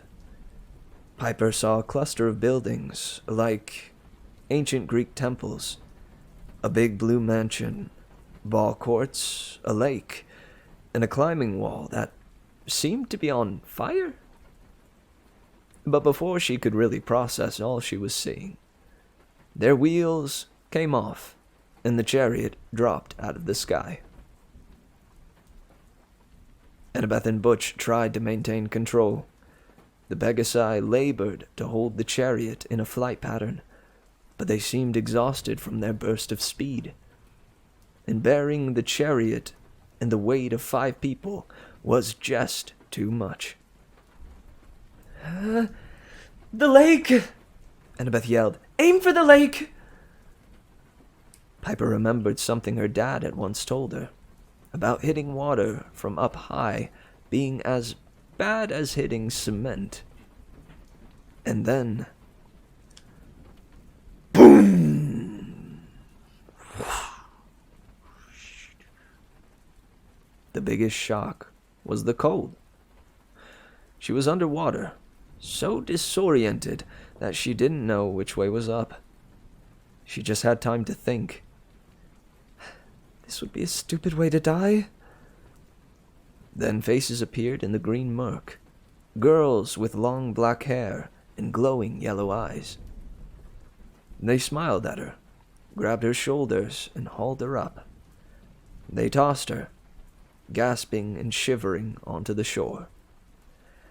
Nearby, Butch stood in the lake, cutting the wrecked harnesses off the Pegasi. Fortunately, the horses looked okay, but they were flapping their wings and splashing water everywhere. Jason, Leo, and Annabeth were already on shore, surrounded by kids giving them blankets and asking questions. Somebody took Piper by the arms and helped her stand.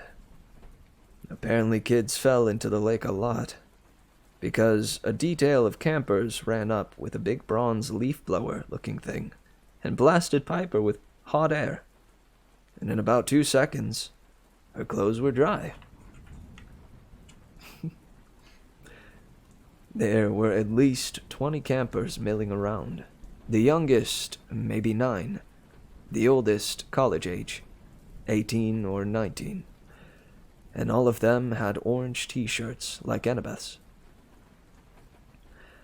Piper looked back at the water and saw those strange girls just below the surface, their hair floating in the current. They waved like, "Toodaloo," and disappeared into the depths.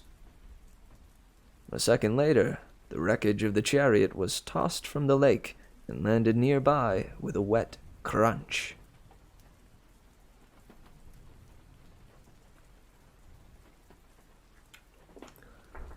Annabeth! A guy with a bow and quiver on his back pushed through the crowd. I said you could borrow the chariot, not destroy it. Well, I'm sorry. Annabeth sighed. I'll get it fixed. I promise. I promise. Will scowled at his broken chariot. Then he sized up Piper, Leo, and Jason. These are the ones? Way older than 13. Why haven't they been claimed already? Claimed? Claimed? Leo asked. Before Annabeth could explain, Will said, Any sign of Percy? No, Annabeth admitted. The campers muttered. Piper had no idea who this guy Percy was, but his disappearance seemed to be a big deal. Another girl stepped forward. Tall, Asian, dark hair and ringlets, plenty of jewelry, and perfect makeup. Somehow she managed to make jeans and an orange t-shirt look glamorous. She glanced at Leo. fixed her eyes on Jason like he might be worthy of her attention, then curled her lip at Piper, as if she were a week-old burrito that had just been pulled out of a dumpster. Piper knew this girl's type. She dealt with a lot of girls like this at Wilderness School, and every other stupid school her father had sent her to. Piper knew instantly they were going to be enemies.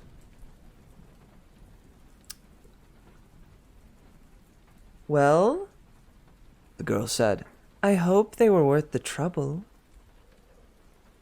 Leo snorted. Gee, thanks? What are we? Your new pets? No kidding, Jason said. How about some answers before you start judging us? Like, what is this place? Why are we here? How long do we have to stay?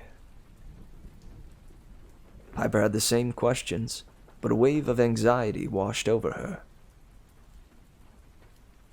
Worth the trouble? Worth the trouble? If only they knew about her dream. They had no idea. Jason, Annabeth said, I promise we'll answer your questions. And Drew, she frowned at the glamorous girl, all demigods are worth saving. But I'll admit, the trip didn't accomplish what I'd hoped for. Hey, Piper said, we didn't ask to be brought here. Drew sniffed. And nobody wants you, hun. Does your hair always look like a dead badger? Piper stepped forward, ready to smack her, but Annabeth said, Piper, stop. Stop. I know, and it wasn't even in the dialogue. Legitimately, Rick Riordan called Piper a week-old burrito.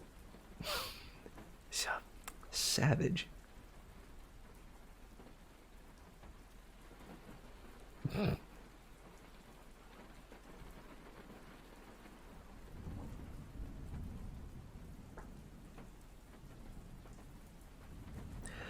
Piper did. Oh, Piper, stop. Piper did. She wasn't a bit scared of Drew, but Annabeth didn't seem like somebody she wanted for an enemy. We need to make our new arrivals feel welcome, Annabeth said, with another pointed look at Drew. We'll assign each of them a guide. Give them a tour of camp. Hopefully, by the campfire tonight, they'll be claimed. Would somebody tell me what claimed means? Piper asked. Suddenly, there was a collective gasp. The campers backed away. At first, Piper thought she'd done something wrong. Then she realized their faces were bathed in a strange red light, as if someone had lit a torch behind her. She turned and almost forgot how to breathe. Floating over Leo's head was a blazing, holographic image. A fiery hammer.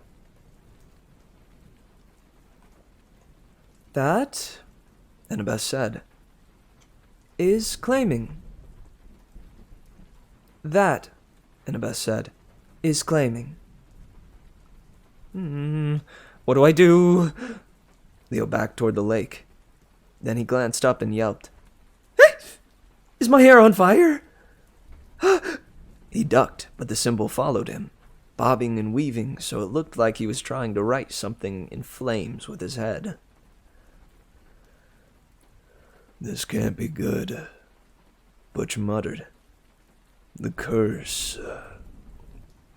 The curse. The curse. The curse. Butch, shut up, Annabeth said. Leo, you've just been claimed. By a god. By a god, Jason interrupted. That's the symbol of Vulcan, isn't it? All eyes turned to him.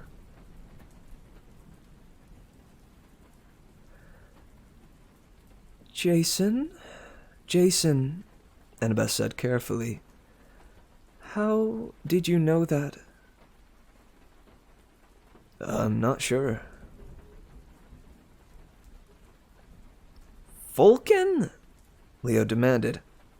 I don't even like Star Trek. What are you talking about? What are you talking about? Vulcan is the Roman name for Hephaestus, Annabeth said, the god of blacksmiths and fire. The fiery hammer faded, but Leo kept swatting the air, like he was afraid it was following him. The god of what? Who? Who? Annabeth turned to the guy with the bow. Will, would you take Leo? Give him a tour? Introduce him to his bunkmates in Cabin 9. Sure, Annabeth.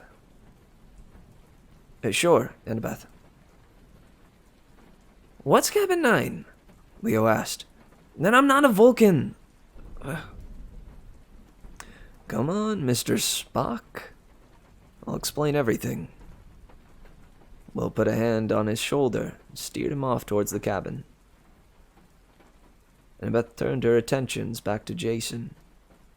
Usually, Piper didn't like it when other girls checked out her boyfriend, but Annabeth didn't seem to care that he was a good-looking guy.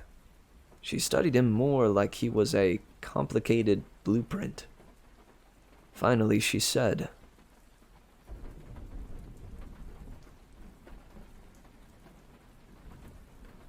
Hold out your arms. Hold out your arm. Piper saw what she was looking at, and her eyes widened. Jason had taken off his windbreaker after his dip in the lake, leaving his arms bare. And on the inside of his right forearm was a tattoo. How had Piper never noticed it before? She looked at Jason's arms 1,000,000 times. The tattoo couldn't have just appeared, but it was darkly etched. Impossible to miss. 12 straight lines, like a barcode. And over that, an eagle with the letters SPQR.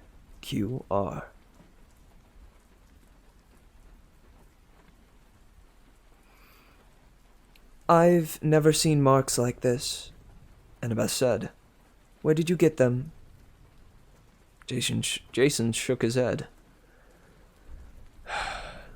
I'm really getting tired of saying this, but I don't know. The other campers pushed forward, trying to get a look at Jason's tattoo. The mark seemed to bother them a lot, almost like a declaration of war. They look burned into your skin, Annabeth noticed. They were, Jason said. Then he winced, as if his head was aching. I mean, I think so. I don't remember.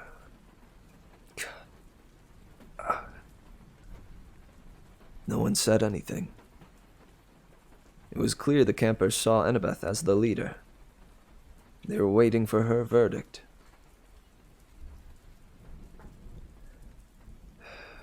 He needs to go straight to Chiron, Annabeth decided. Drew, would you...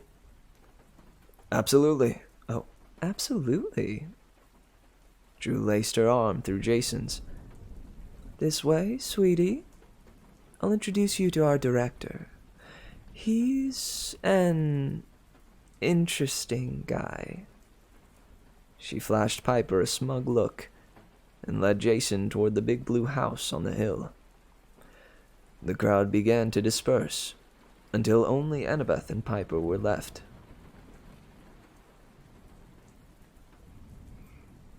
Who's Chiron? Piper asked. Is Jason in some kind of trouble? Annabeth hesitated. Good question, Piper. Come on. I'll give you a tour. We need to talk.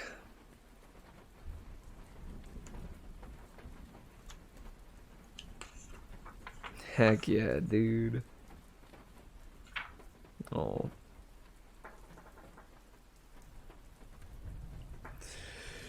Dude, still, gosh. I'm sorry, I'm just now thinking about, like, the gravity of the fact that Percy is gone.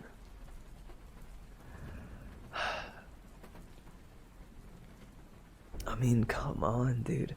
I remember when I first started this book, after finishing the Percy Jackson series back when I was preteen,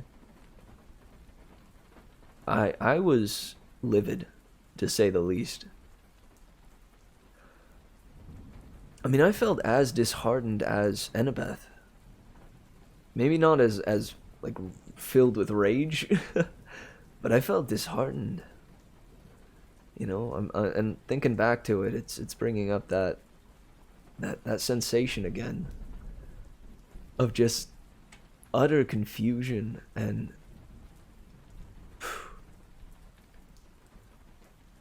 yeah, and a little bit of despair, or just, I don't know, just not despair. I think that's too harsh a word. I do think that confusion is a big theme in this first section. Ooh. Thank you, Zombie of the Light. I appreciate the follow, and I hope you enjoyed the readings. Sadly, we are done with our bedtime stories for the night, but you're welcome to hang out and you know, chat with me until I sign off here in a bit.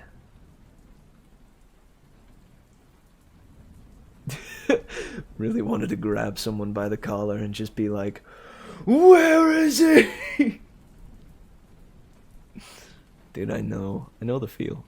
I know the feel. Cause really, where is he? I genuinely don't remember too. So it's, like I said, like the thinking back to how I felt when I was a preteen. It's bringing up those those same emotions. I imagine Rick got sick of Percy, needed a break from him. So this thing was a reaction to that. Goodness, dude. I can't even imagine. I mean, I know he did this on purpose, but I don't know if it was because he needed a break. As far as I know, he adores, like, Percy Jackson and the whole series. But then again, I definitely don't know what was going through his mind when he was writing it. Shoot, dude. Just, oh man. He finishes the last sentence of the last book. Dang. That was a lot of Percy. Holy crap, that was a lot of Percy. Oh man, that was so much Percy. We gotta get rid of this guy. Get him out of here for a time. Hey, May. Yeah, small break. In fact, I planned... I really don't want to go super late with this stream, so we just read the first 3 chapters, and I'm gonna sign off here in a little bit. But until then, we can chit chat, chippity choop choop, chit and chat, all we want. Heck yeah. Yeah, I think I'll end it around, I don't know, in about 10 minutes or so.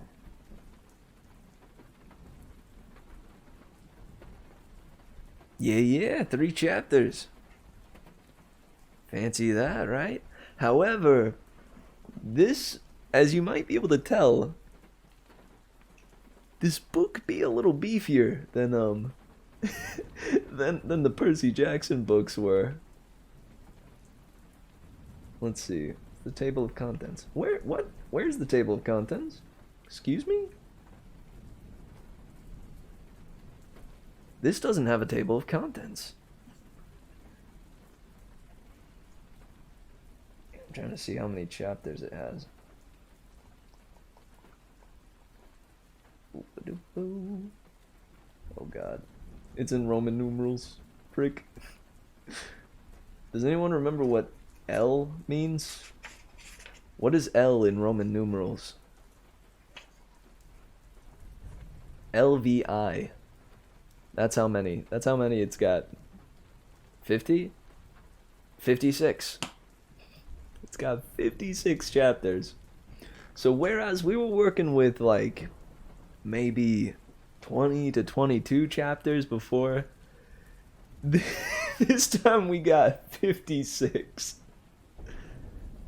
Also, thank you, P-Dubs. You seem more knowledgeable of the Roman numerals than I. Why is that? Have you had amnesia recently? What else do you know about the Roman culture? P-Dubs, is there something you're not telling us? No, I'm just kidding. Lol. Its number in Roman numerals. The evidence mounts. Shoot. P-Dubs, you're too smart for your own good. Yeah, honestly, I actually really dig that. As you can tell, there is the theme, the big thing that like, well, no, I in case others haven't figured it out, I don't want to reveal that, because that is a big reveal coming up soon enough in the chapters. But I really dig how the chapters are numbered in Roman numerals. It's just a nice detail. Am I the only one that misses the quirky chapter titles? Well, listen, I miss the quirky chapter titles. Like, I vaporize my my pre-algebra teacher. You know, the quirky names for each chapter were super cute. Very cool from the old books. But I will say, I think that actually could be fun. What would you give the first few chapters? What would we title this this session? But real quick, I wanted to mention that I do think, though, having there not be chapter titles and simply putting the name of whoever's perspective it is, and then a Roman numeral, it already hints at the fact that this book takes itself a little more seriously than the Percy Jackson series did. Rick Riordan's ability to steadily mature the books as we go has really been shocking and impressive to me. You know, because once we got to that last book, The Last Olympian, I mean, it really got more intense. Like, it started dealing with more adult themes, and whereas before it would just kind of hint at that kind of stuff, but you know, once we hit The Last Olympian, it really railed in those difficult topics and got a little more gritty. And now that we're moving on to these books, I think kind of ditching those quirky titles, I will say I appreciate it for the fact that it leads me to yeah, take it a little more seriously. And it shows that, yeah, that I think Riordan wants us to take this series a little more serious too. Not that there won't be great funny moments in it though. Like like the week old burrito. The week old thrown out burrito quote. Or what was the Coach Edge line?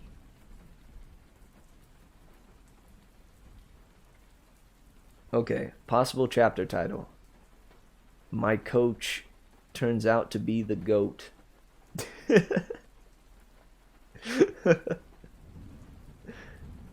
And no, I feel like I feel if I'm being honest, I would give it a title something along the lines of when everything's been forgotten.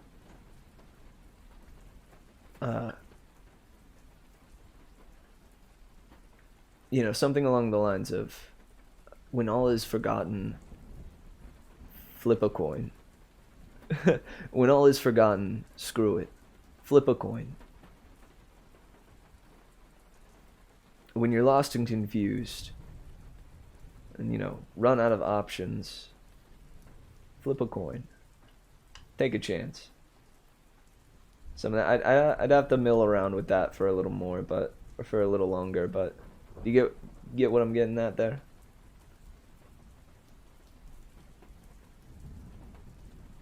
That's how you make your life choices? I mean, that'd be tight for like what's for breakfast? In the morning? Be like eggs or cereal? Bing! Ow, got to go, Mr. Mitch. I'll try my best to come back for the end of the stream, but just in case, have a good night. Yeah, I'm ending in a couple minutes here, so have an awesome night, May, and I hope you sleep tight and wake up feeling refreshed, and don't forget to take care of yourself. It's the best way to stay merry, is to bask in the merriment and let it flow into every part of your life. You're basically Two-Face. Holy goodness. Don't tell me you kill people. That's the only thing. I'm cool if you make decisions on the back of a coin, but don't kill people. Word of advice. Ooh, alright. And have a good day tomorrow too. Thanks so much. I'm planning on making tomorrow a better day than today was. Which is, you know, the most I can do. It's what I can do. Let's make tomorrow better than the last. Haha. Are you kidding? I won't ever stay in a slump. I won't ever stay in a slump. I'll bounce back. Become merry again. Become merry again. No, I'm a firm believer though that you know, and something that that leads me to never let go of make that Leo's voice. Oh man. Holy. What you're saying there? I'm the son of what?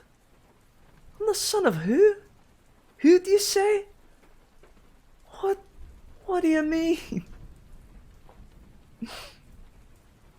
I could actually give him like a different accent.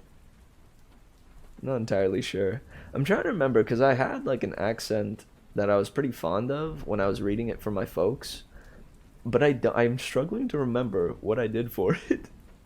So I'm gonna work on maybe trying to mill that around and develop that throughout the series, and then hopefully a little in my own time, my spare time.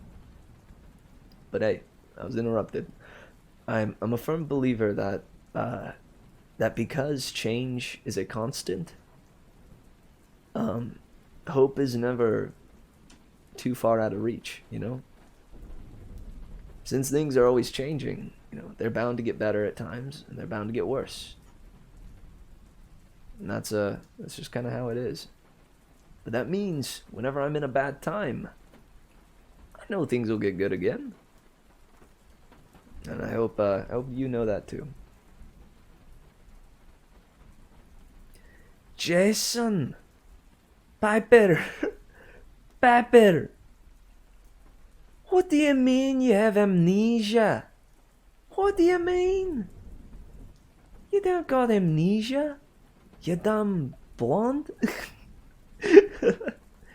You dumb sandy blonde idiot.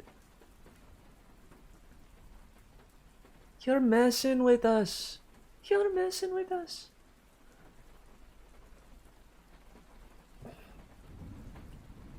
I don't know. I will try to develop it though. Cause I want it to be, cause like what I'm thinking about, what I know about Leo's character is I want it to be snarky. Snarky, yeah, but still with the capacity for sincerity. Snarky, a little sleazy, mischievous, but still with the capacity for sincerity.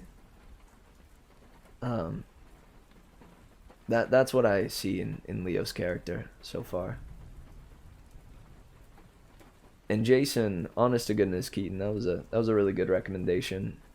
I'm gonna try to stick to like keeping it kind of Luke-esque. Yeah. And Piper, I'm not sure about. I think she'd just have a normal accent, so she'll probably just be like similar to most of the other girls that I voice. But I'll pay attention to the inflection, Try to give her own defining way of talking, Yeah, no. Alright guys, nice. Time for the outro. This was really fun, and it was a really nice way to end my day, despite it being a little bit of a tougher one. Thanks all that came here tonight. I hope you enjoyed your snooze time stories from yours truly. And yeah, it's time for the outro. Hit it, DJ. Hit me with the outro. Alright guys, so much love. Pardon me. Much love to all you guys out there. And I've been struggling through some stuff myself recently, so I hope thank you for your patience, and I hope things are going well for you guys. And if they aren't, I say this to myself just as much as I say it to you. Things will get better, and it's okay. So go get cozy, lay your head down, take the merriment we created tonight, and let it set you at ease as you set yourself to bed tonight, and let it flourish into the morrow. Have a good sleep to you too, man. And yeah, till next time, till tomorrow. I'm aiming, just so you know, aiming for a earlier time tomorrow, so be on the lookout. Alright, much love guys, till next time, keep on swaying my wildflowers. See ya.